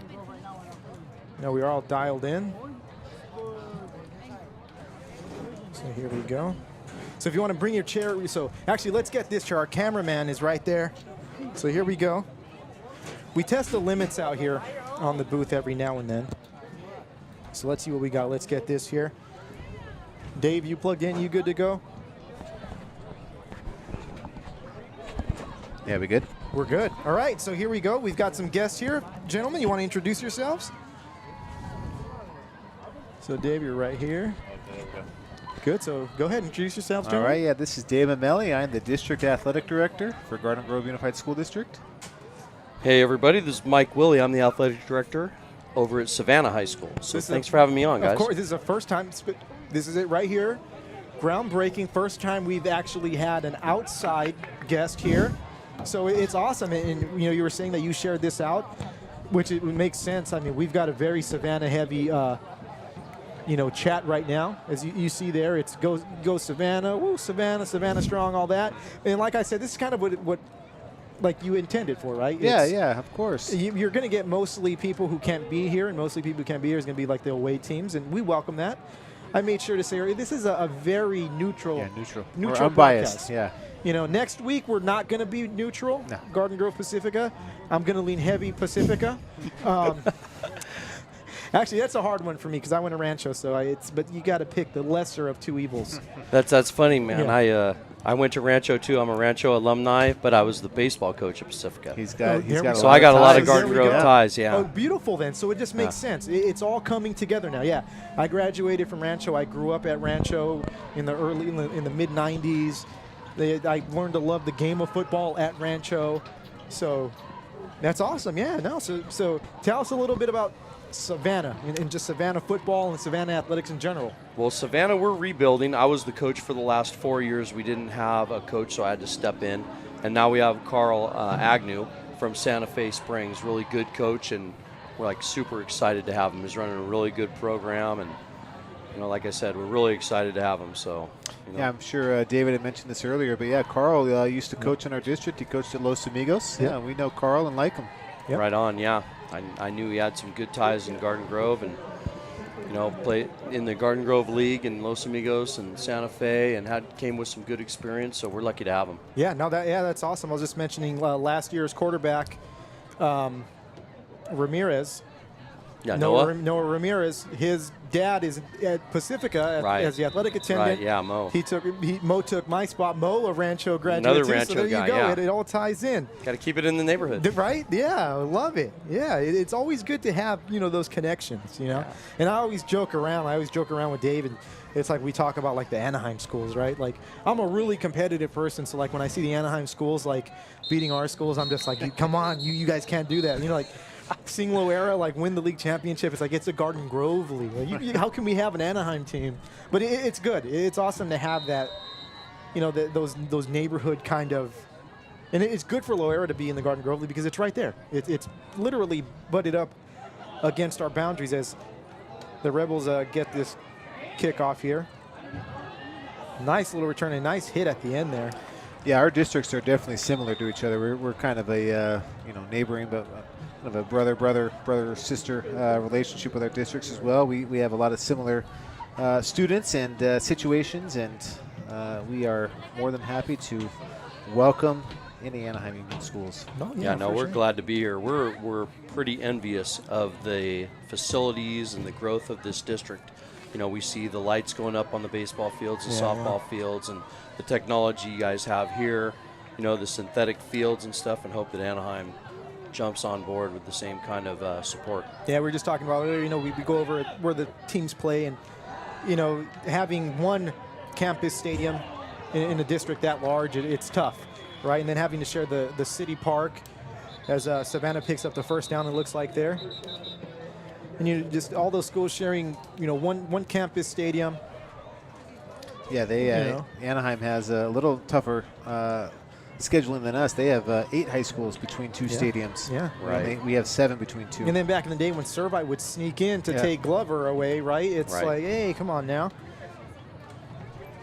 Right. No, we're lucky. We're lucky that our schedule right now is set up pretty well, where it's home away, and most of the fields we play are on synthetic fields. Both of our stadiums are grass, and a lot of people use them for different things. So we love coming here. Our kids probably think this is the NFL. And is your home stadium? You guys play at Glover or at Western? Our home stadium is Glover Stadium. But yeah, every time we get a chance to play at Handle, we'll play at Handle. Savannah moving the ball here. Looks like a penalty moved them up pretty far. And that run takes them to about the 25-yard line, so they're in business to start the second half here.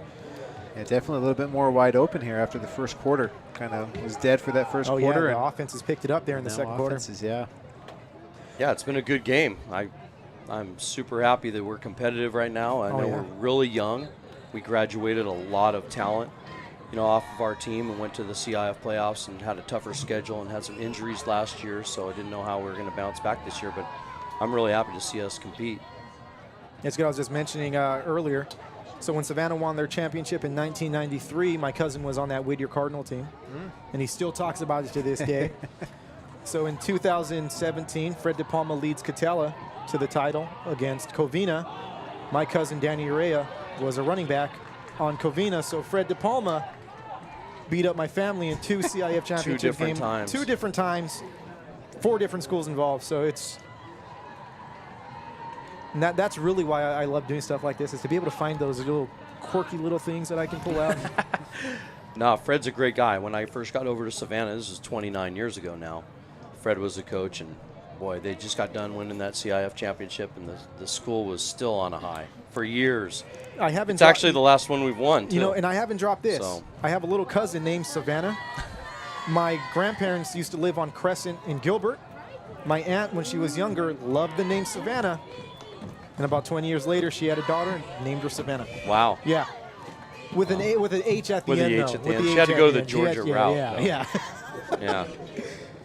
Yeah, we're the rolling hills. We're not the Savannah, Georgia, even though we went with the Rebels. Yeah. In our district. So. Second down here for the Rebels, and they're deep in Matador territory now at looks like the 16-yard line. But like I said, first time we've had an outside district guest. Now I like it. I love it. That's what that's what we definitely intend this for anyone to just come up here. You get to see things from a different perspective, right, Dave? I probably owe it to Mike, too, because when I was still coaching at Pacific, I would scream at him. Mike is a man that wears many hats, and one of them is as a referee. He is a big-time referee, and so I love him now, though, so it's all good. Yeah, no, I love working Garden Grove League. I loved working for Dave.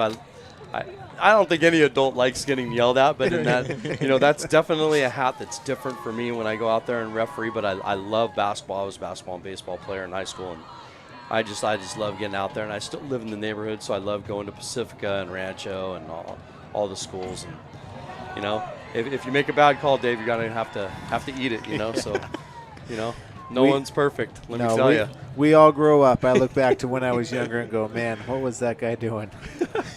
I do the same thing. Boy, I remember back in the day, I started coaching when I was 21 years old when I got done playing baseball. And, boy, things have sure changed. They've really changed. I mean, now I feel like the old bull that has the patience, given the wisdom where I was the wild horse out there, at the beginning. So, no, I love how it's come kind of full circle and you can grow up.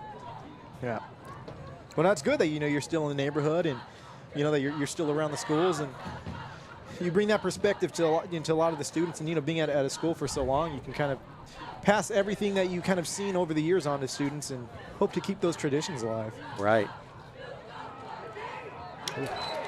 Nice take on the backfield loss there. Yeah. It's gonna be a third down here for the Rebels, who started this drive off nicely and running into a little roadblock there as they move back a yard or so. And we have a big-time feel here, Dave. Like now, you watch ESPN, and they pan out in these games, and all the lights are on. And, I mean, I see you with your phone there. I'm not sure if you turn the lights on. No. You got a mobile app to turn on the. Oh yeah, everything's handled incredible. Mobile. Yeah, it's incredible. Yeah, we just. And we have some lightning off in the distance. Our cameraman Cole is telling us that we got that tropical storm watch coming through, of course, and.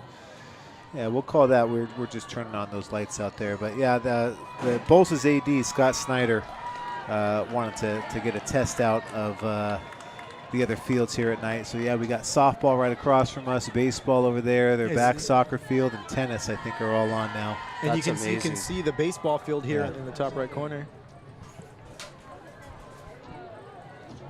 Dave, remember Trabuco Hills in Pacifica a few years ago on that Saturday game? That 0-3 overtime game, off in the distance to the north, we were seeing a bunch of lightning. Those early September thunderstorms and late August thunderstorms. But I was saying that the view up here is beautiful. Like I even if I wasn't calling games, I would come up here just to look at the mountains and the lights and all that. As the Rebels here looking to make something happen on first and goal. And we apologize for the graphics, but we're having great conversation here. We just can't always keep up. I'm trying to watch intently as I have my son on the field. So what number is your son? He's number 10 right here at wide receiver. Okay, Blake Wiley. Okay, there we go. Blake Willie. Blake Willie. Okay. See, I'm thinking like Wiley Coyote, right? I've had that my whole life. Yep. So my last name is Mora, and I've only had one person really mess it up. My T-ball coach would call me More A. I don't know where he got that from, but the only one who would ever really butcher it. Everyone else had it. They nailed it. So Willie, there we go, Blake Willie there. So I was saying some of the numbers I don't have, which is always tough trying to get them from Max Preps. It's like, So here's a roster there. You probably see some numbers that aren't there. We have a Matador down on the field getting tended to by the trainer here. But you can see the baseball lights here in the right side. Oh, it's beautiful here. I mean, just you talk about the mountains, and I'm a sports guy. When I look at a baseball field lit up like that, it's beautiful. And the football field right here with synthetic and as we see the softball in the back, it's beautiful. As we see a dog running over there out in the distance, just remember, no dogs allowed on campus. There's signs everywhere, but that's okay. It's okay. It might be it might be a service animal. Those are good. Those are good. Yeah, looks like this is Jesse Hernandez here walking off. Hopefully he's okay. He's being assisted there by the trainers. A wonderful training staff here at Bolsa High School. try to get some updated scores here. I know. Yes, we've got Orange and Pacifica, and as well as Garden Grove and Bellflower. And Savanna, or sorry, Santiago is also playing. Santiago, my apologies to Santiago for not mentioning that at the start. Who are they playing? I believe they're playing Anaheim.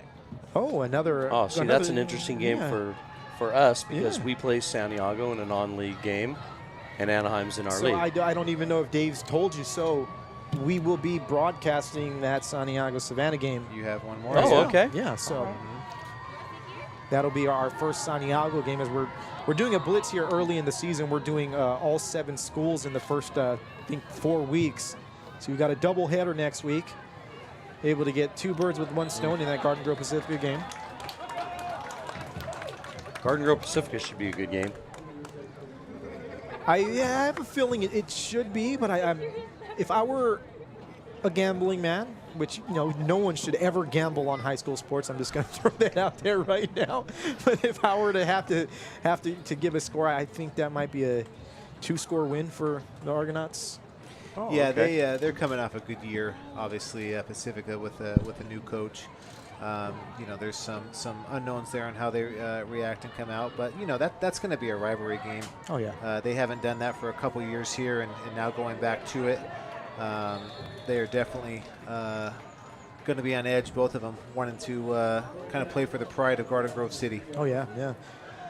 And these students haven't really experienced it. So like the last time they played, like those students were at that tail end of it, but they knew it, they understood it, they knew the magnitude of it, of what it meant. You had Garden Grove, who was the class of the league at that, class of the district at that time when it came to football, and Pacifica was historically the class of the district. So they kind of really wore it, losing those games in that class of 2018 when they were freshmen. They vowed to not lose to Garden Grove. They were a very outspoken class. As we have a touchdown for the Rebels, right? But there is a flag on the play, so let's see what the call is going to be.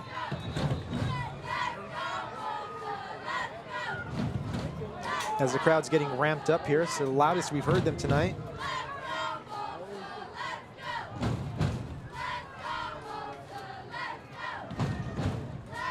And that's going to be on the Rebels, it looks like.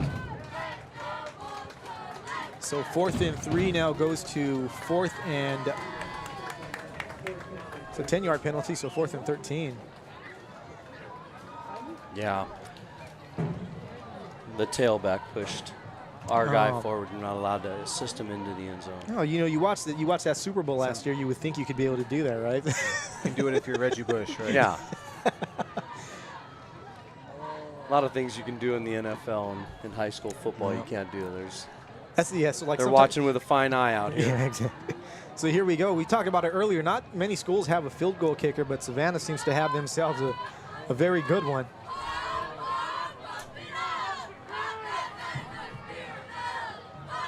Here we go as they line up for the field goal to try and take a 3-point lead here.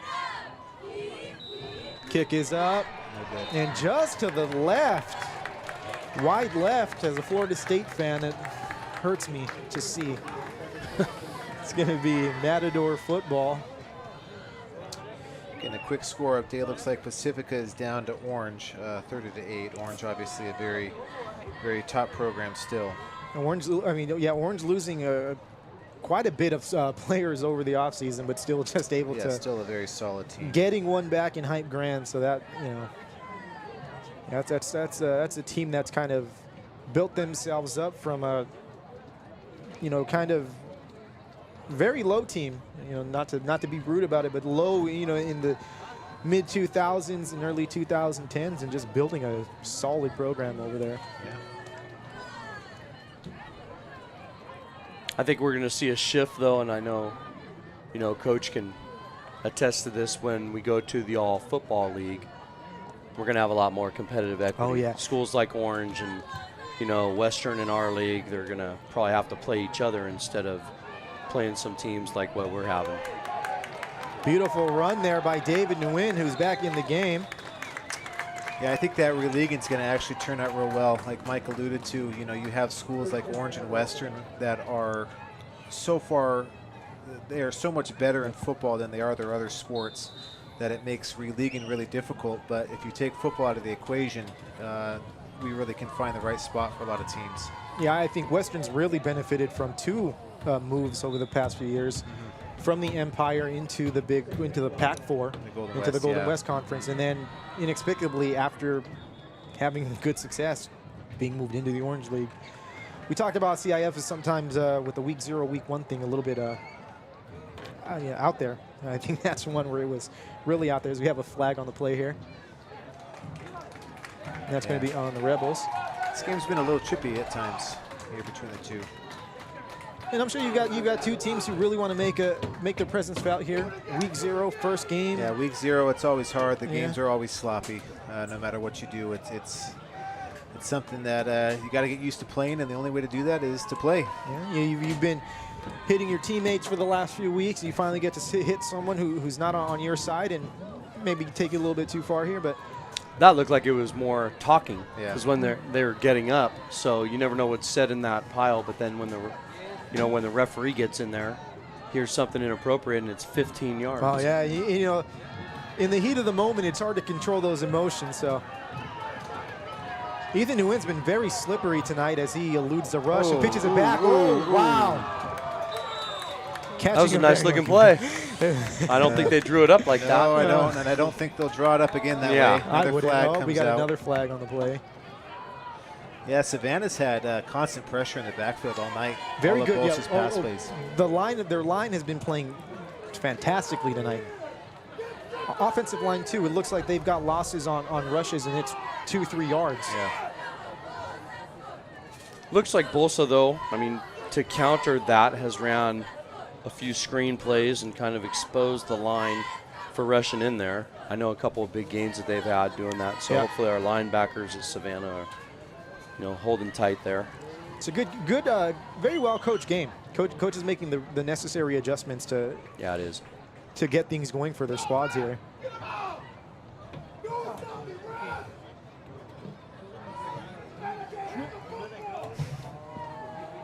Again, the microphone picks up some crowd noise here Wow. as we've got another penalty. This time on here. both. Wow, Okay, it's so here we go. offsetting. So it's still going to remain first down here. I don't think the Bolsa crowd was a fan of that call. Well, it's second unsportsmanlike out there on, in a row. In a row, So yeah, we're getting chippy. So But you know what? You like to see the referees call it like that. yeah, hopefully they can get a grip of it, and we don't have to do any paperwork tomorrow. Yeah, this is where your leaders come in and say, hey, you know what? Knock it off. This game is, knotted up right now. You don't want one thing to lead to another, and all of a sudden, as Ethan Nguyen lets that ball go deep, and just out of the outstretched arms of number 14. Let's see who that is. That's Eddie Zarate. I like the Bolsa quarterback. He scrambles well. He's got a good arm. Oh, yeah. He's a very good athlete. Yeah, he's elusive. I mean, he's Big getting part away. of, yeah, he was a big part of their success last year. Yeah. He's one of the few still around that's a multi-sport athlete. He plays basketball. He's a very good basketball player. Yeah, I know our basketball coach is down there and said, hey, that's one of their guys. Better watch out. He's one of their guys. He's a good athlete. So. Yeah, speaking of multi-sport athletes, Bolsa had a great one last year in Fu Nguyen, who was the Garden Grove League MVP for football, and actually was the athlete of the year. He did football, basketball, and track. There's that pressure again, and look at Ethan Nguyen getting away from it. Has a big gain here at the 40, puts a hit on that DB and gets down to about the 33, 34-yard line. Speaking of students who do multi-things, national anthem. Oh, yes. Nathaniel Fiaputa singing the national great, anthem. yeah. Last year as a freshman, taking care of business, first team all-league. What can't he do? It's nerve-wracking to do that, especially when you're a player, because to be honest, normally you just kind of walk off and that's your part for the night, but he's got to go out there and now he's got to perform as well on the field. Exactly. I wonder what part he was more nervous for. Yeah. I know for me it would have been singing. Yeah. Oh yeah. Yeah, that would have turned my stomach. I would have been nervous for everyone who had to hear me. that would not have ended well. Gain of about 3 there for the Matadors. That brings up second down. They're on the right side of the 50, driving here. looking to take the lead here. 5:21 left to go here in the third quarter.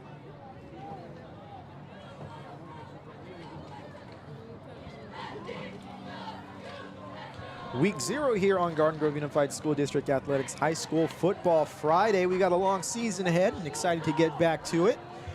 It's been a long off season. Ethan Wynn drops back to pass, looks to his left. Ooh, beautifully defended pass there. That one intended for Rudy Correa.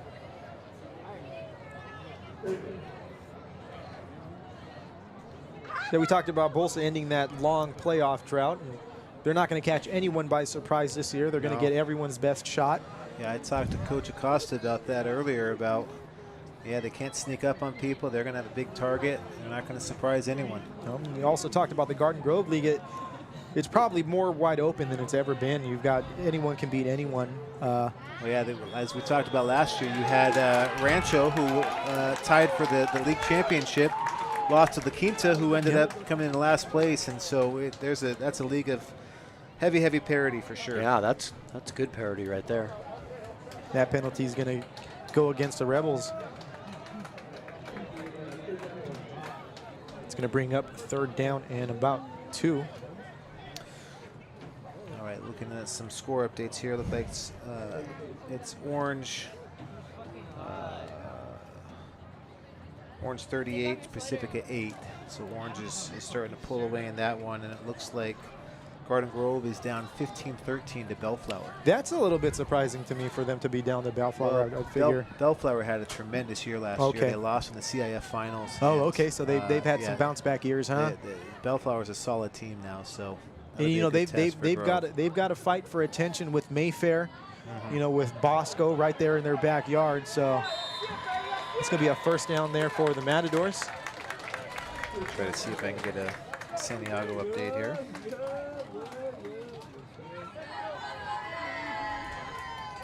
So we talk about, you know, this releaguing. We're probably going to get a lot more Garden Grove Anaheim matchups when this new leagues come out, which is going to be really cool.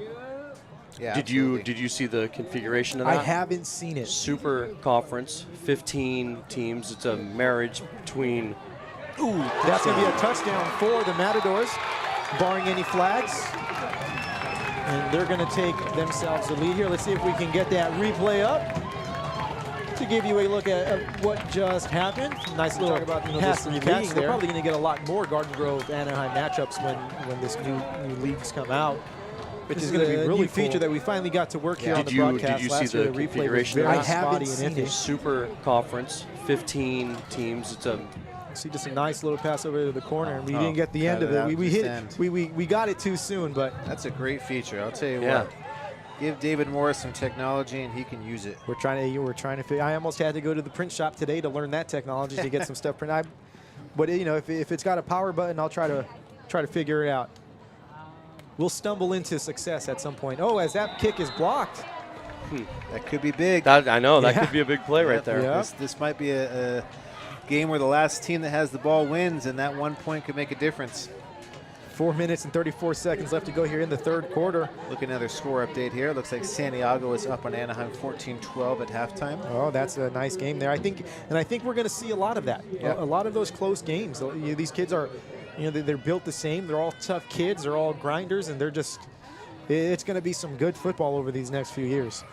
Well, we've also gotten to the point, I know, Mike can probably attest to this, but scheduling non-league is really difficult because you are trying to find teams that are at your level. And so typically, if you're going to have a close game like we're witnessing here tonight, or like the games we're mentioning with Garden Grove or with Santiago, those coaches have done a great job scheduling where they got a nice, even matchup. Yeah, I know that we have talked to all of our coaches to try to schedule the Garden Grove League since they're going to be in that super conference of 15, try to schedule the Estancias and Saddlebacks, who's going to be joining our league along with Orange. And, you know, hopefully get a little bit of experience, you know, going into all the sports. You know, and when you have 15 teams, you can split them up into 5 leagues and have 3 different league champions and get 3 playoff spots in every one. So we can have 9 playoff spots in our in our conference. So it gives good opportunity for our kids to get more exposure and more playoffs. Nice return up to the 40-yard line there for the Rebels. Yeah, it's going to be fun to see it all play out. You know, we've seen it in college football where the old traditions, those are days of a bygone era, right? Yeah. We're not going to see that anymore, and it's going to get some getting used to. But I think in all, it's going to be good for the sport. You know, I miss the days of, you know, an all Garden Grove, unified Garden Grove League, and that's been done since 2005. Yep.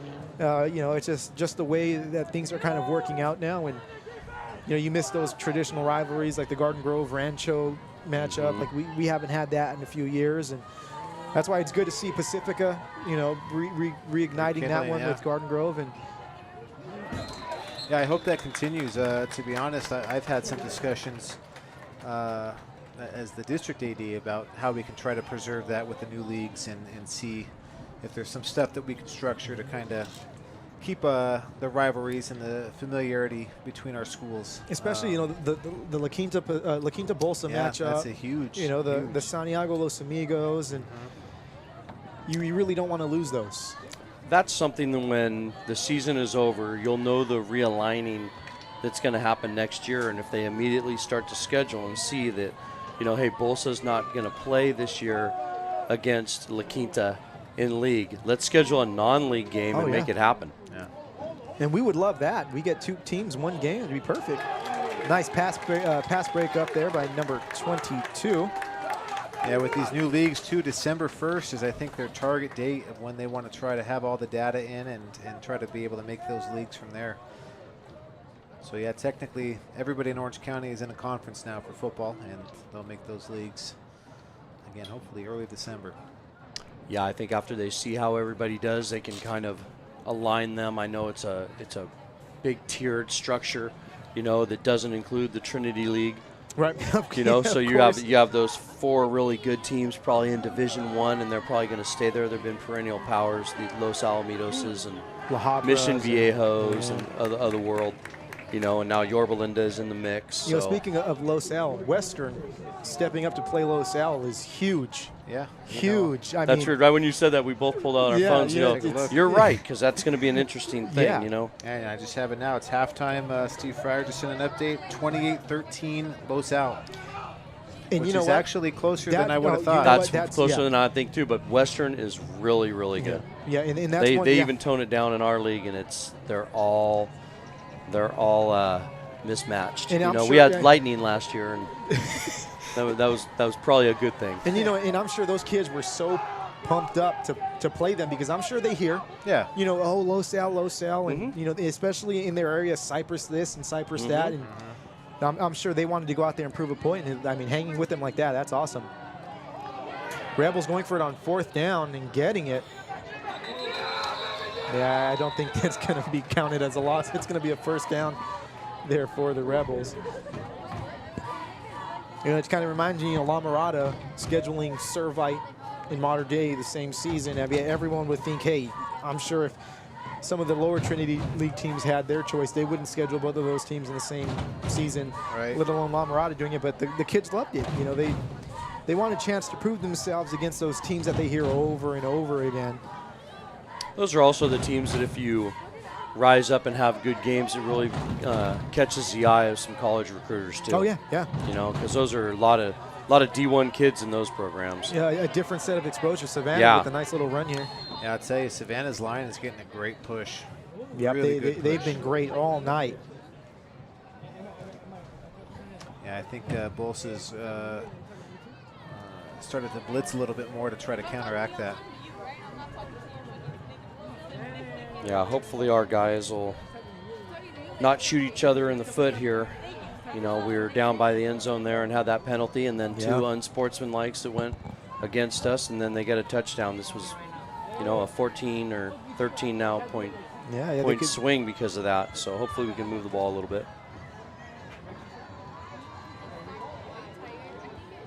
I mean, you run the ball like that, you just keep going. Why, you know, if it's not broke, don't fix it. It's going to be close to a 1st down. Actually, they're going to give them the 1st down. That is definitely first down there for the Rebels as they're driving here. 2:04 left to go here in the third quarter. 20-14 Bolsa lead. Week 0 here on Gardnerville Unified School District Athletics High School Football Friday. This looks like a home and home matchup. You know, you got the, like, with the grays. You know, gray on red. It doesn't feel like it feels like one of those crosstown rivalry kind of deals. UCLA, USC deals. Yeah, I like the dark on dark. Yeah, I UCLA and USC when they have it looks great. That's funny you guys said that because when I came up to the field, that when we were talking down there, the referee came up and said we're going to assess Savanna a 5-yard penalty for wearing grays instead of whites. I'm like, we don't have the whites ready yet. You know, so if you're going to give them 5 yards on a kick, go ahead. And you know, that's enough contrast where you're not really going to get confused. Well, it's 0 week, and we just started school on Thursday, and here we are, and they want, you know. Well, it was like a few years ago when they all of a sudden said no more 0, right? So then the number 0, then we've had guys having to put tape on their jerseys to make it a number 10 or a number 1. 01. Yeah, it's weird. I think they opened it up in high school now. I'm not for sure, but I know they opened it up in the NFL for people to have single-digit numbers. And miscommunication on the pitch. Oh, the Matador is missing out on their second fumble recovery, and Savanna catching a lucky break there. Yeah, Bolsa got into the backfield right away on that, forced that early pitch. I don't think the quarterback wanted to pitch it right as early as he did. Yeah, we look like we've done that a couple times when we're doing a no-look pitch, and I think we should look at where the ball is going. Those heart attack plays, right? They got the coach just, let's keep an eye on the guy that you're going to give the ball to. I'm even up here squirming and flinching. Like, woo. Second down and long here for the Rebels. 18 to go. Ball at the 46-yard line. 34 seconds left to go, and the clock running down here in the third quarter.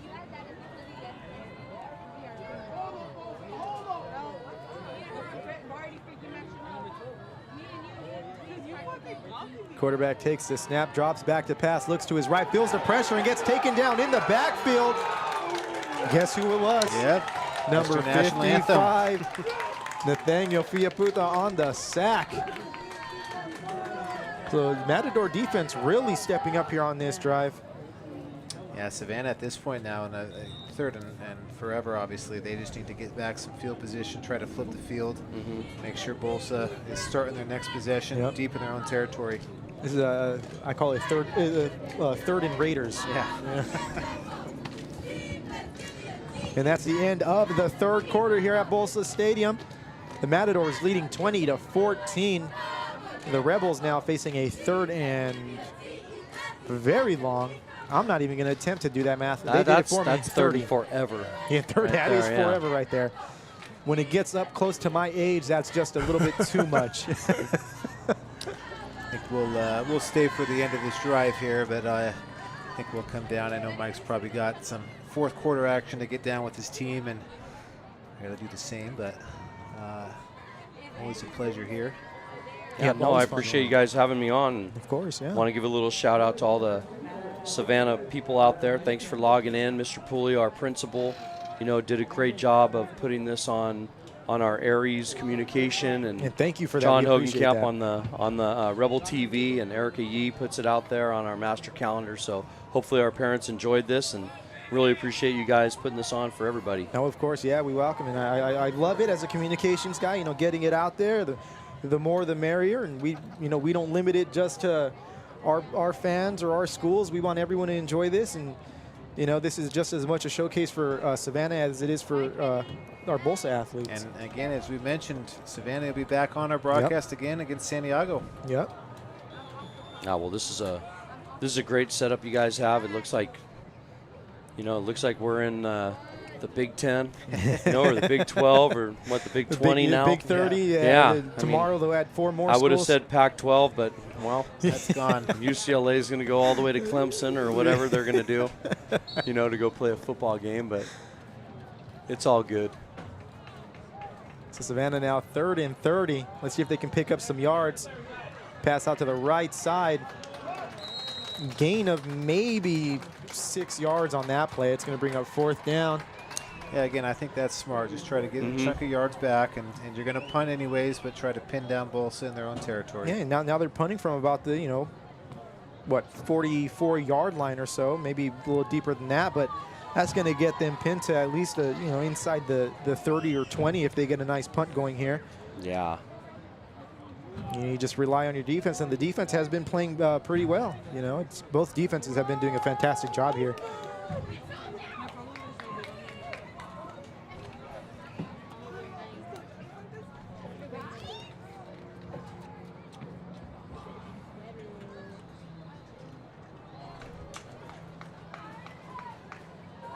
See if Bolsa brings any pressure here.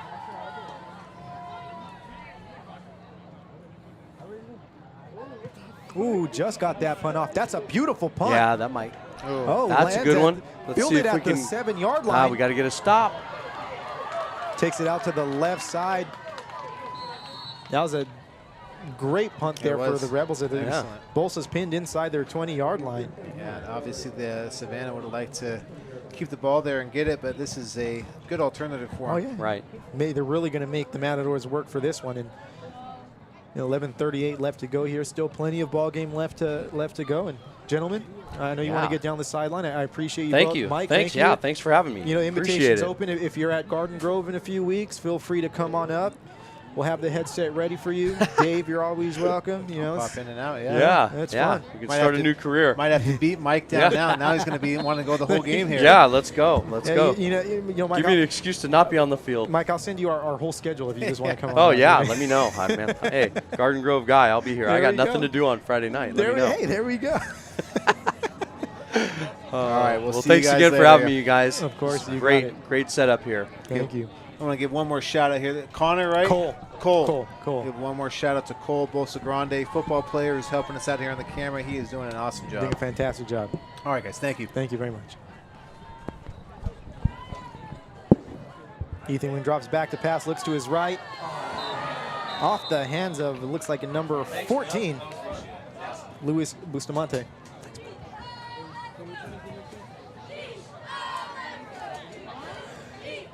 So that was a very awesome time there with Mike Willie and Dave Mamelli, two athletic directors. Of course, Dave, the district athletic director here for Garden Grove, and Mike, the athletic director at Savanna. And again, we thank him for sharing that out with Savanna. You guys are, the best viewership that we've had. We appreciate you guys for tuning in. Shout out to Andrew Saldana, Bolsa alumni football player. Thanks for tuning in. That's second down there for the Matadors. I didn't get to change the downs here, so we're going to try and get back on the graphics here as Ethan Wynn just kind of flips it over, a little shovel pass. It's going to be incomplete. That ball was a forward pass, so incomplete. Try to get a little Patrick Mahomes-like on that one, not working out.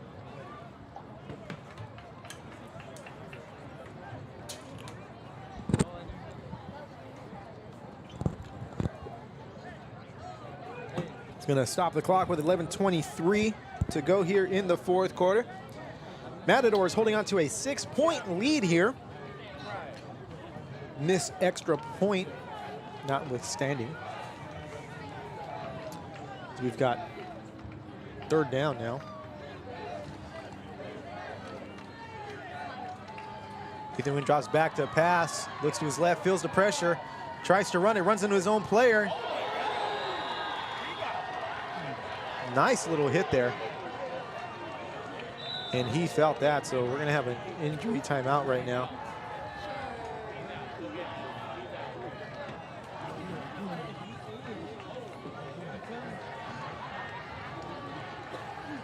He's getting up on his own power there.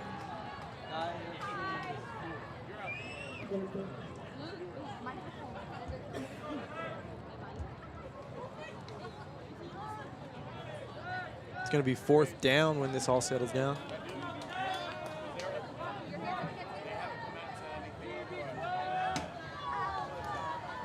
As the punt team's going to come out onto the field.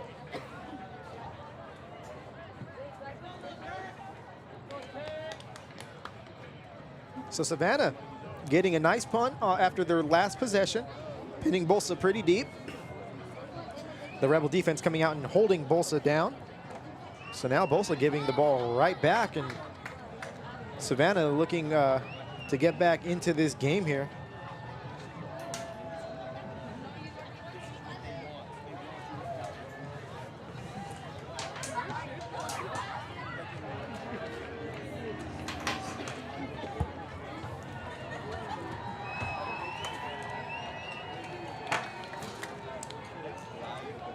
Rebel returner at about the 46-yard line.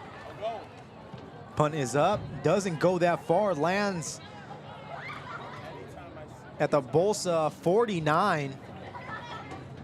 So the Rebels gonna have very good field position. Less than half the field to go for them to get into the end zone, and let's see what they can do here. We have 10 minutes and 58 seconds left to go here in the fourth quarter. Bolsa holding on to a 6-point lead here. But Savanna with good field position to start this drive.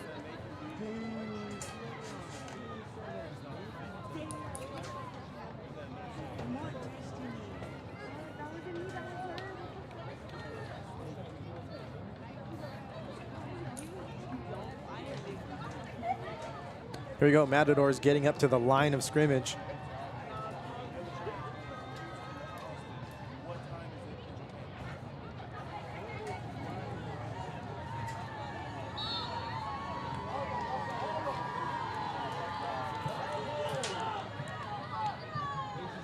Bad snap, that's gonna roll on the ground. And that's gonna be a big loss for the Rebels.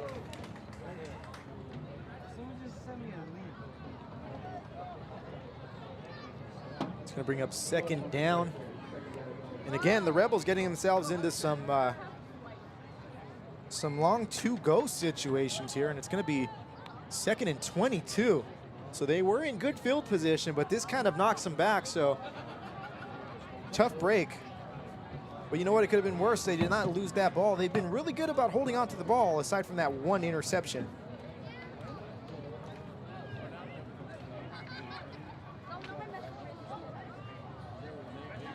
Here we go as the Rebels get back to the line of scrimmage for this 2nd and 22. Look for a pass here most likely. Nope, it's gonna be a run to the right side. He's got some room, getting some yards back, and some getting back to the original line of scrimmage, so a gain of about 12 yards on that play. That's gonna bring up 3rd and 10.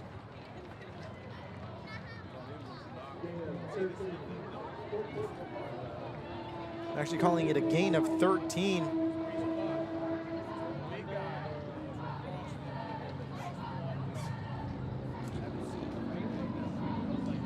Couldn't ask for a better first game here.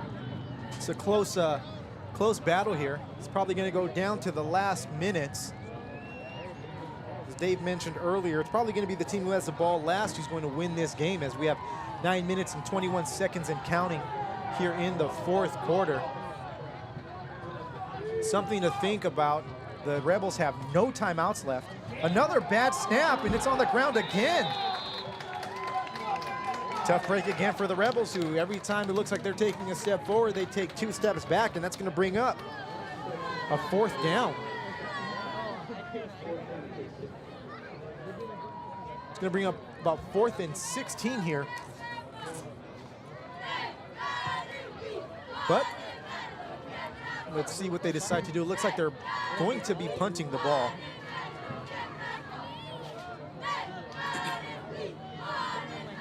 I like this move because your defense has been playing relatively well. They haven't been giving up too much here in the second half, aside from one play, but that drive was kind of assisted by some penalties. So if they can play some smart football here, then they've got a chance to stay in this game, and let's see what Bolsa can do.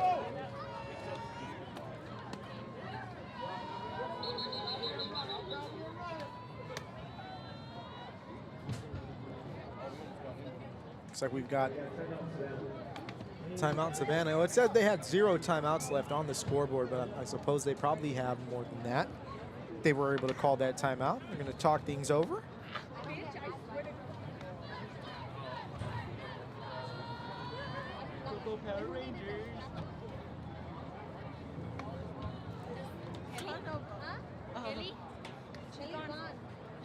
I want to thank everyone for tuning in to this Week 0 matchup here on Garden Grove Unified School District Athletics High School Football Friday. I am David Mora. I want to again thank Cole for helping us out here. Done a great job.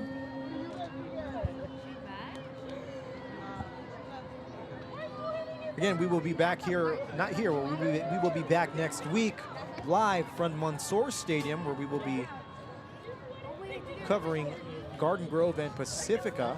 We mentioned that it was a rivalry game in the 70s and 80s. Pacifica ran the Garden Grove League. Early 2000s, Pacifica, or mid 2000s, Pacifica ran the Garden Grove League. And when they left, Garden Grove slipped right into their place and dominated, from about the mid 2000s and late 2000s all the way through their move into the Golden West Conference. That's a nice punt. It's going to take a Savanna bounce. It's going to roll to about the 18-yard line. So like I said, yeah, Pacifica and Garden Grove are probably the two most storied programs in the Garden Grove League. The most, the only schools with, actually, no, Rancho's had, 3 CIF appearances, but Pacifica's just had a sustained amount of success, just like Garden Grove has.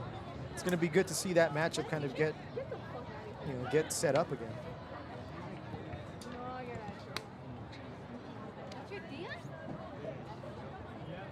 Matadors are going to have the ball here. First down, about the 23-yard line. 8:01 left on the clock. They have a 20-14 lead here over the Savanna Rebels in his Week 0 matchup. They're looking to go 1-0. Ethan Nguyen fakes the handoff and keeps it for himself and is met by a swarm of Rebels in the backfield. He's going to be taken down for about a loss of 4 yards. It's going to bring up second down.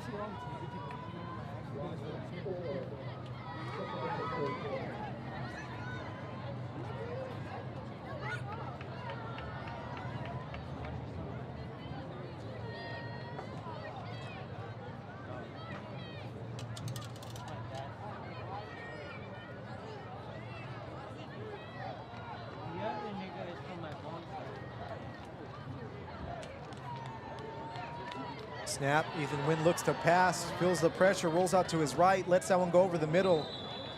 Pass intended for number 14. I believe that's Eddie Zarate. Falls incomplete. It's going to bring up third down and 14 here for the Matadors. So Savanna holding them in check so far. Coach trusting in his defense, and that's paying dividends for him right now.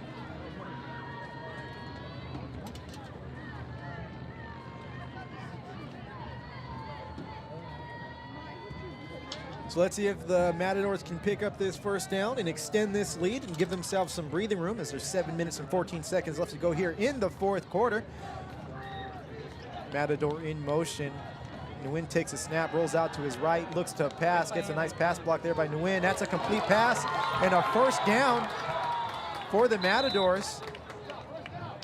Actually, that's going to be very close. Let's see. Yep, they're going to give them a first down. So there we go. The Matadors getting out of the shadow of their own end zone a little bit, moving that ball up to the 29-yard line. Clock running with 7:05 left to go here. Actually, clock's not running. Stopped it for the first down.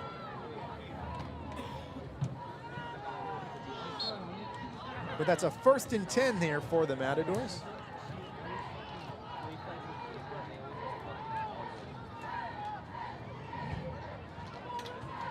Nguyen takes the snap, hands the ball off to David Nguyen. Bounces it out to the left side and gets taken down in the backfield for a loss of about 3 yards.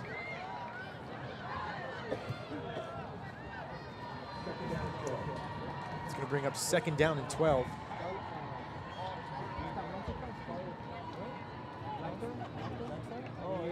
If Bolsa can just pick up a few first downs here on this drive, then they're going to be looking good as the clock's running here. Approaching 6.5 minutes left to go here in the fourth quarter.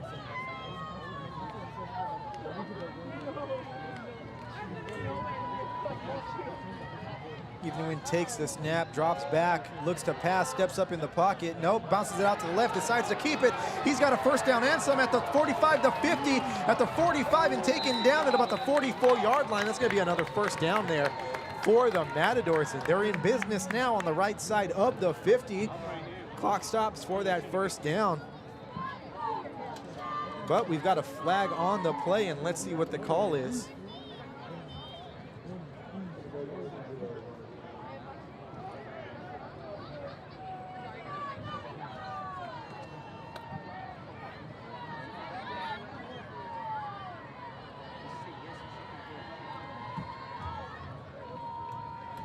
Referee's discussing it. Oh, and that's going to be on the Matadors.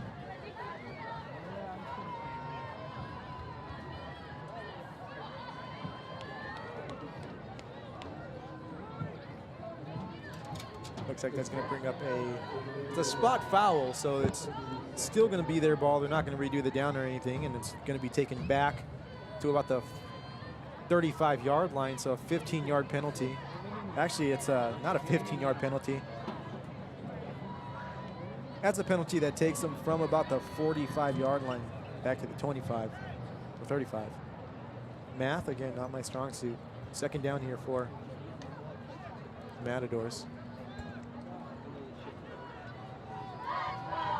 Here we go. Let's see if they can get this first down back again. 4 wide receivers for the Matadors. Ethan Nguyen back there with David Nguyen.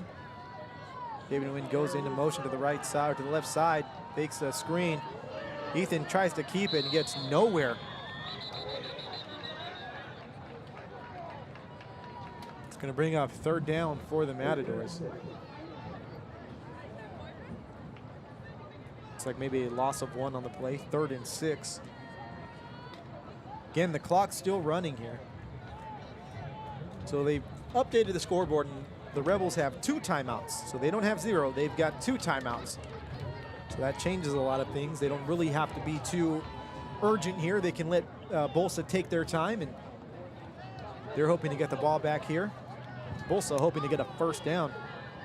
Ethan Nguyen takes a snap, looks to pass, passes over to the right side, has a man, and that's caught. It's caught by number 2, Oscar Rodriguez, to get the first down. No flags on the play, good to go. The Matadors now on the right side of the 50 as he goes out of bounds at the 46-yard line. Matadors can milk a little bit of time off here on the clock. If they can score a touchdown, they'll be in business. Their defense has been playing pretty well in this second half. They've held Savanna scoreless. And you got to be happy if you're Coach Acosta with the way your defense has responded here in the second half.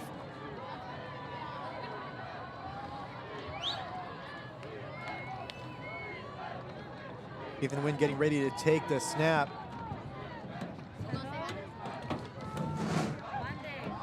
Pitches it to number 14, Zarate, who takes it around the left side. He's got some room. He's still on his feet. He's at the 35, the 25, the 20, the 10, the 15. He's going to score. It doesn't matter where he's at, ladies and gentlemen. That's a touchdown for the Matadors. And never mind milking the clock. Never mind milking the clock. They just extended this lead. It is now 26-14. Matadors over the Rebels. 5 minutes and 12 seconds left to go here in the third quarter. One would think that could be the final dagger there, but hey, still a lot of ball left to be played. This Bolsa defense has a lot of momentum going into this next drive, so let's see what happens here.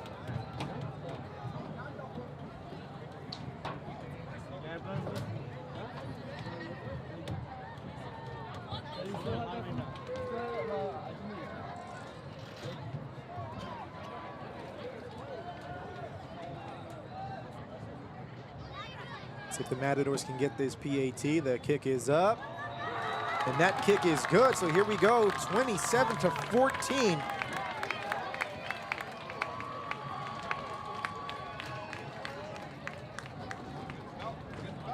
So Savanna now has a little mountain to climb here with 5 minutes and 12 seconds left to go.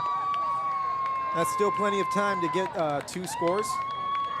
Definitely not the end of the world with that score.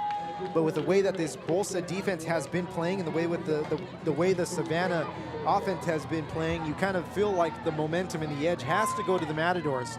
Let's see if the Rebel offense can kind of settle in here, if they can make some things happen, if they can keep the mistakes to a minimum. They need to get that snap exchange figured out because that's been hurting them big time on their last few drives.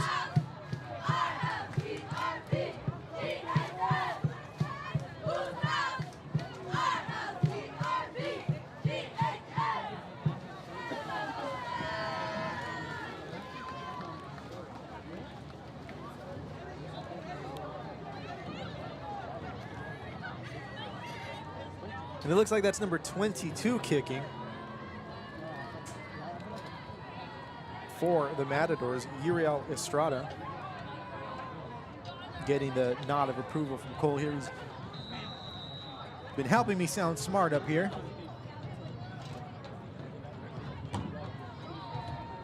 Kicks it over to the left side, bounces at the 23, rolls a little bit, picked up by the Savanna runner. Gets maybe 5 or 6 yards on that return. Approaching 5 minutes left to go here in the fourth quarter.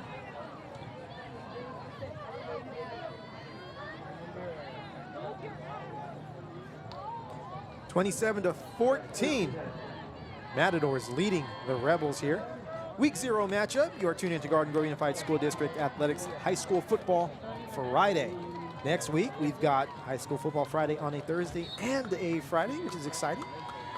Double header. Was almost going to be a triple header. We were almost going to do a full Thursday, Friday, and Saturday slate, but we got saved. We've got some updated scores here, both at the end of the third quarter. You've got Garden Grove leading Bellflower 22-21. And you've got Santiago leading Anaheim 22-13. It's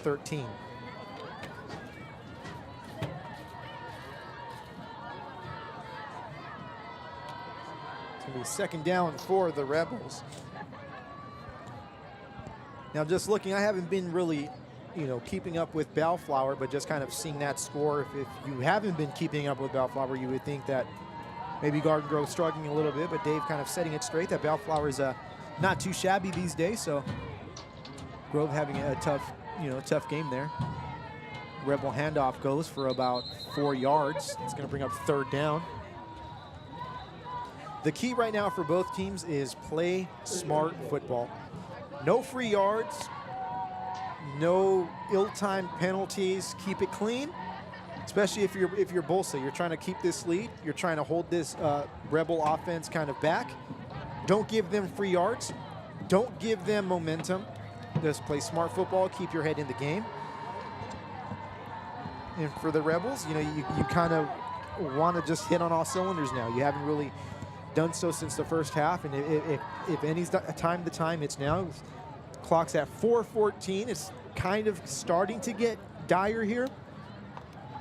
Again, a bad snap situation picked up by the quarterback, and that goes nowhere. That's definitely what you do not want to see. You do not want to see that one more time. That center exchange, and again, it's the first game. It takes a while for these players to develop that system, that motion, that muscle memory, especially in a live game action. They haven't had that, maybe the scrimmage, but the scrimmage is nothing like the game where you're under the lights and you've got the pressures and you've got all of that going on. So fourth down here for the Rebels, and they're going to go for it. Why not? 27-14. 3 minutes left to go here in the fourth quarter. Handoff up the middle. And there's a flag on the play. If you're the Matadors, you really hope that does not go against you, because that might be a first down for the Rebels.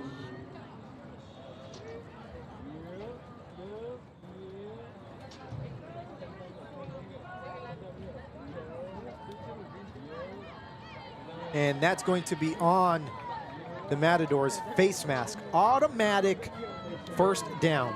Again, the kind of penalties that you don't want, that give them automatic first downs, that keep their drives alive. That was a fourth down, that was going to be a turnover on downs.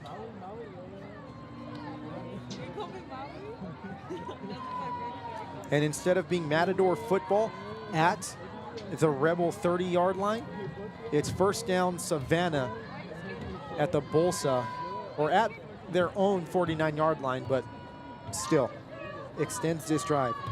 Now it is 3 minutes. There are 3 minutes left here in the quarter. Savanna needs to make something happen here as the quarterback keeps it around the right end, gets a block, still on his feet. Oh, we got flag on the play. He takes a hit and loses the ball as he goes out of bounds. Big gain, but we've got a flag, so let's see.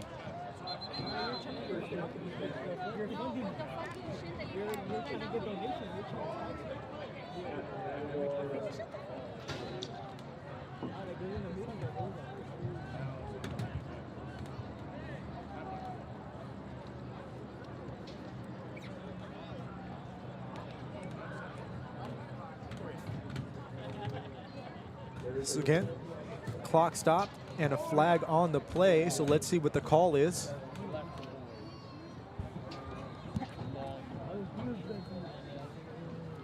And that's going to go against the Rebels. But that's going to be assessed on the end of that play, so still a first down.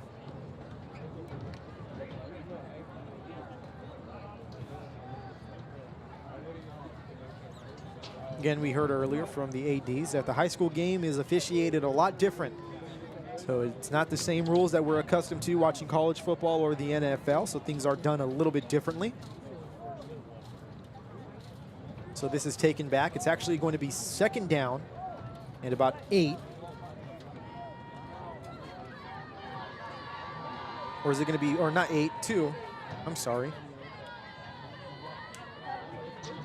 Or they're going to redo first down. I'm learning here. Nuances and little things here and there.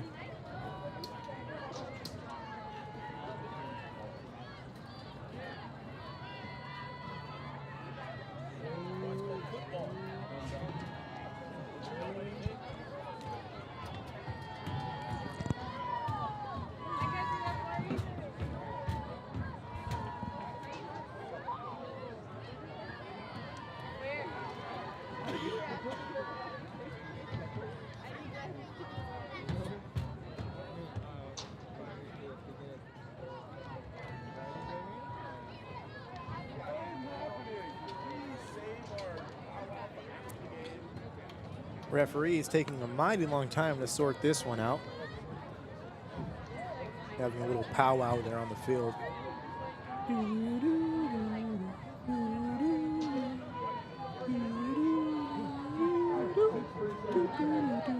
And they're going to give the first down, so they move the chains. Maybe that's what the discussion was about, trying to figure out where the spot was going to be, where the chains were going to be, and all that. Hey, you know what? It's week 0 for us. It's week 0 for the players. It's week 0 for the referees, too. We just got to get back into the swing of things. Can't be expected to be perfect week 1. Got to have a little room for error here and there.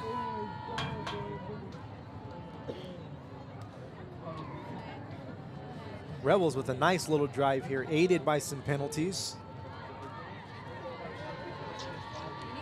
Catching lucky breaks here and there, but hey, sometimes in football it pays to be lucky.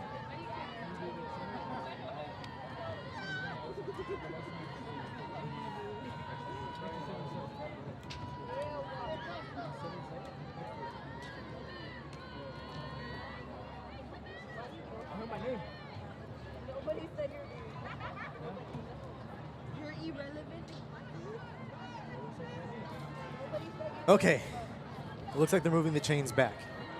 Now what's going on here? I don't even know what's going on here. I'm trying to figure it out. Now they're moving the chains back. Give it up to the chain guys. They're going to be dizzy. Dizzier than I am after this one. Whenever we get play resumed, 3 minutes and 14 seconds left to go here. Rebels down by 13. Matador's defense aiding them a little bit, but the Matador defense has been playing pretty stellar in this second half. Matadors have outscored the Rebels 13-0 here in the second half. One stop here, and the Matadors go home with a week 1 victory for, I believe, the 6th season in a row. And they will start 1-0 on their way to, or start 1-0 on the young season, looking to extend the success that they had last season. So here we go. Rebels getting ready to take the snap, hands off to the middle, gets 1 yard. So first, that's going to be the only time you ever see 1st and 1. So on 1st and 1, they get the first down. 1st and 1. Not going to hear that too many times. Didn't update the graphic there. Apologize. It was a long time that those referees were powwowing. So clock stops here on the first down.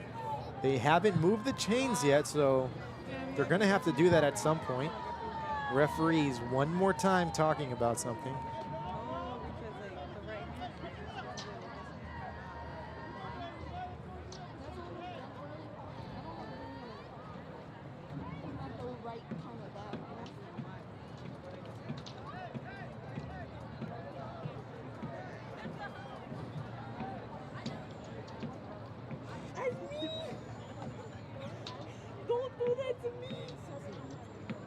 Actually, it looks like there's a flag on the play. That's what's going on. So here we go.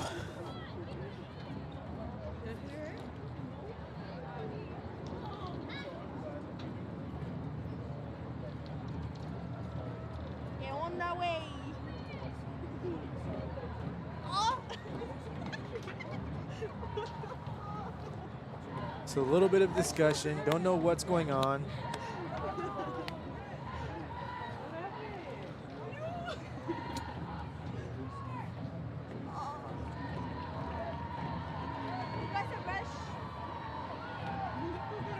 But it looks like the penalty might be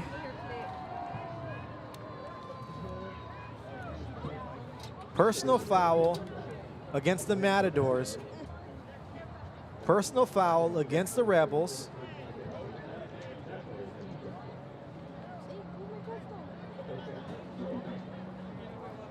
And not sure if anyone was removed from the contest, but that might have been what happened on the Savanna side. Offsetting penalties. Guess what? We're going to replay it again. You're not going to hear this much.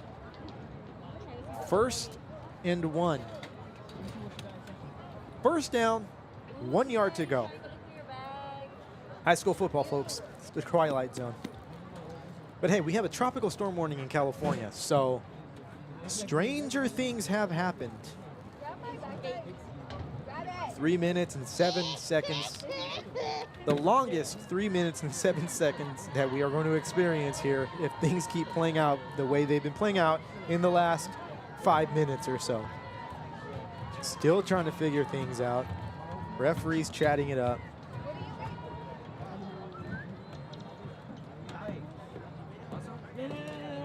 It's only one left, chill out. It's only one left. It's only one left, chill out. Look, how you not gonna let her eat, bro? That's fucked up. How you not gonna let her eat, bro? Yo, you guys are on the mic here.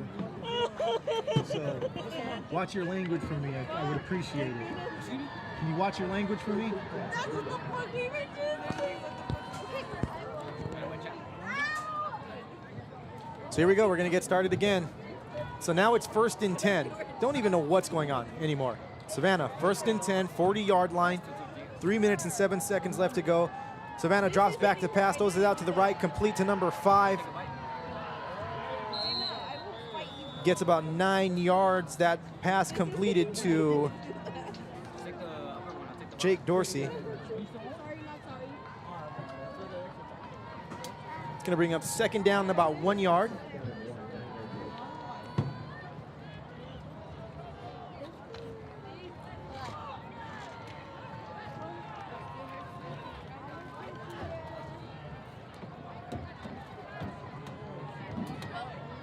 Clock at 2 minutes and 30 seconds. Here we go, handoff to Dorsey to the right side, gets the first down and gets out of bounds to stop the clock.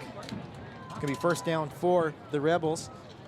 So Rebels getting to about that time. If the Matadors can just have them milk the clock a little bit more here, they're gonna be in good shape. But if they're able to score here in the next 22 seconds, then they have a good shot here to make some noise at the end of the game, and we're gonna have ourselves a nice little finish.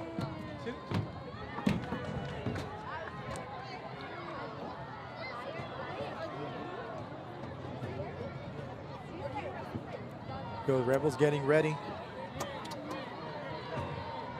Quarterback keep to the right side, still on his feet, runs out of bounds, gets about 8 yards on the play. 6 seconds come off the clock on that play, so the Rebels doing a very good job of controlling the clock right now.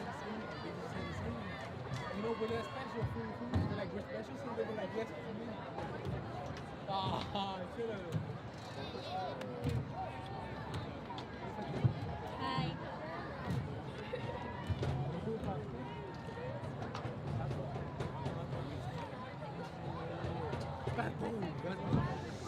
I want to assume that's Isaiah Mendoza as number 8, not number 9 here. But who knows? Rebels take the snap, handoff up the nope to the right side, bounces it out, gets stopped inbound. So good job by the Matadors. Nice tackle there. They get the first down, so that's going to stop the clock. But the clock will stop, I believe. Will start once it's set. 2 minutes and 2 seconds left to go here in the fourth quarter. Matadors holding on to a 13-point lead here, but still plenty of time here on the clock for the Rebels.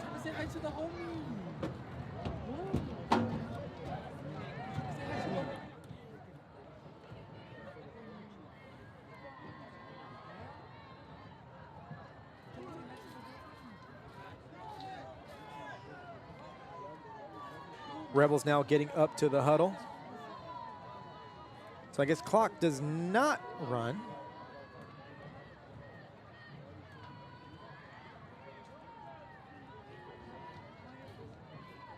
Snap, handoff up the middle. Tries to bounce it outside to the right, goes nowhere and brought down by number 72, Christopher Zamora. It's going to bring up second down after a loss of about 2 yards on the play. So Matador defense now holding strong. Minute and 47 seconds and counting to go here in the first half. Rebels with 2 timeouts, but not electing to take them.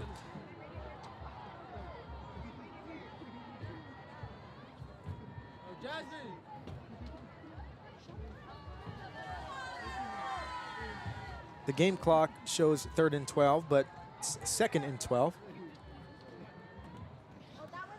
Here we go, Rebels lining up for this play. This is huge right now. Of course, 4 down territory, so 2 more plays to get a crack at it. Handoff to the right side. Not going to get the first down, but is able to get out of bounds. That's going to bring up 4th down.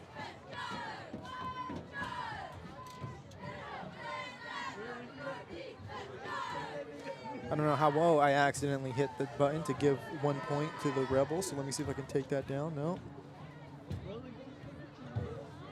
There we go. Let me see. There we go. 27-14.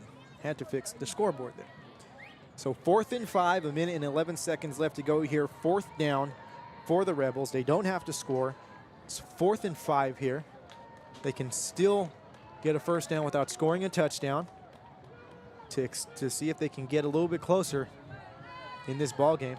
Handoff up the middle, going nowhere. Stuffed by guess who?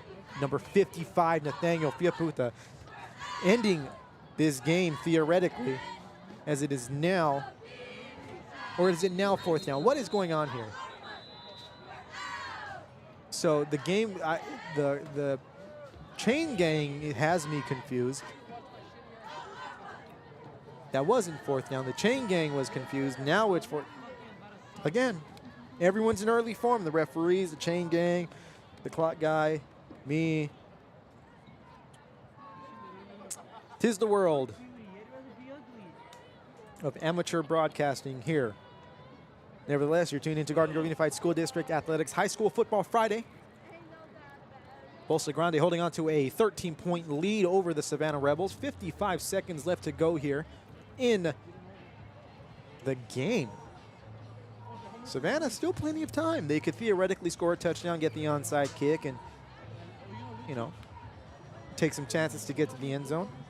For Bolsa, it's simple. Stop them here, run the clock out, and you've got the victory. But, of course, things are easier said than done.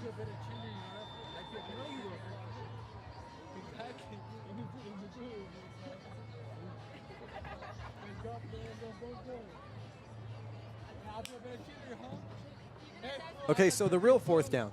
The chain gang has it right this time. The scoreboard was right the whole time.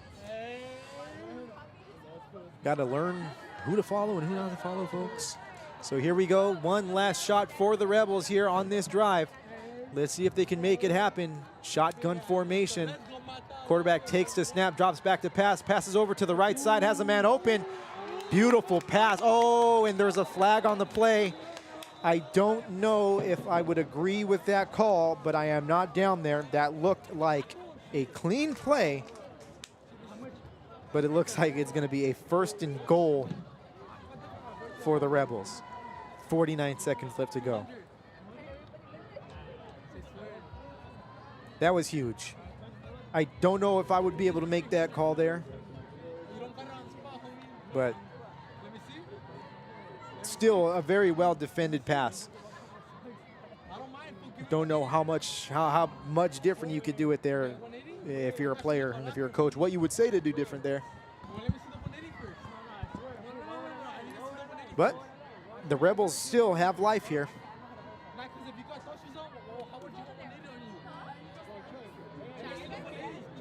So it's not an automatic first down. Okay, so I really don't get how things are going here. It's not an automatic first down. They're replaying 4th down. All right, we're learning. We're learning. Last chance again. This time to the right side, takes it up the middle, and he's going to get a touchdown. We have ourselves a ball game, folks. We have ourselves a ball game. 27-20. Matadors leading the Rebels. Rebels have been pretty solid with the PATs so far, except for the first one. They got lucky, so let's see what they can do here.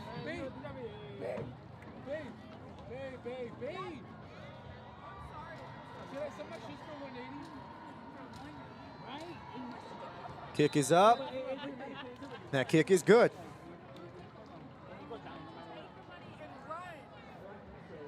So here we go, 27-21 game here. I'll put my whole paycheck that the Rebels are going to onside kick here. All 400 bucks of it. 44 seconds left to go here. Matadors up by 6 points. All they have to do is recover this onside kick. But all they had to do was not get a penalty on 4th down and then stop them on the second 4th down. And that didn't happen. So let's see what happens here. This is big. This is either the play of the night for the Rebels, or one of the plays of the night for the Rebels, or the play of the night for the Matadors. But like District Athletic Director David Melly said, the team who has the ball last is going to be the team with the best shot to win the game.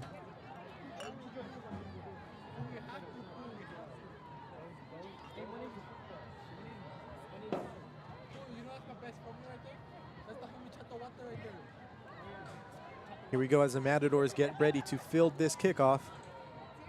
You can't touch it, homie, shut the water like that. You see that perfect ass teeth? What the fuck?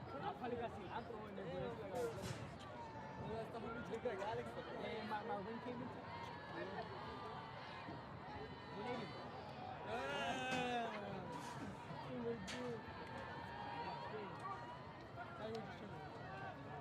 And there you go. Rebels lined up. Onside kick formation.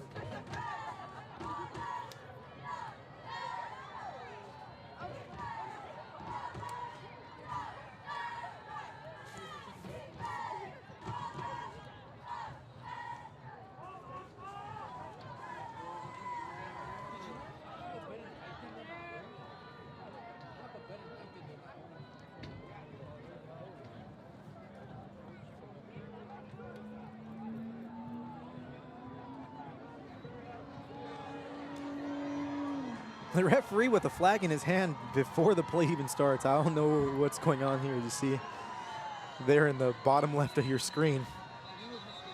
We're going to have a timeout on the field.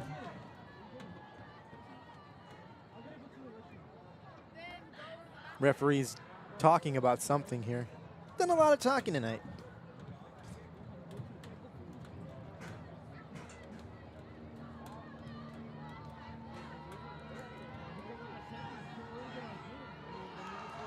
So the Rebels were lined up and onside. Now they're lined up in a more traditional look. They're going to onside. There's no doubt about that. It's just which way are they going to go with it.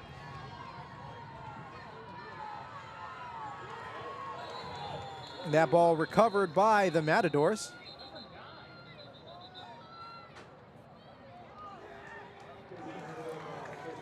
So that's going to be a first down for the Matadors. I think we can all safely assume that they're just going to take a few knees here and run this clock out with 44 seconds left to go. The Matadors will be winning their first game, their second game, or their second year in a row that we've broadcast our opening game that they've won. I'm not going to take any credit for that, but I'll take a little bit.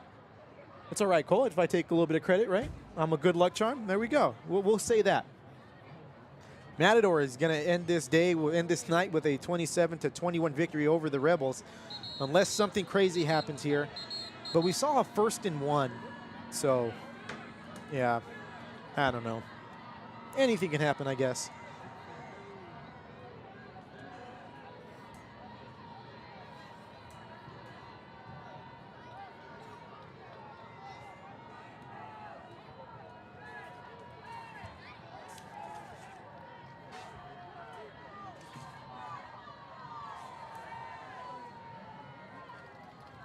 Matadors in victory formation.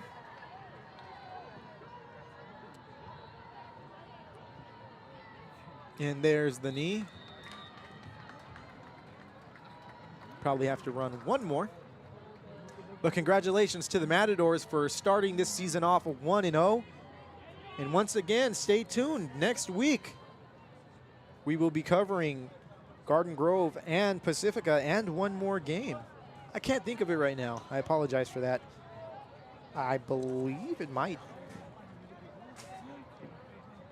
Cole, thank you. I appreciate all your help.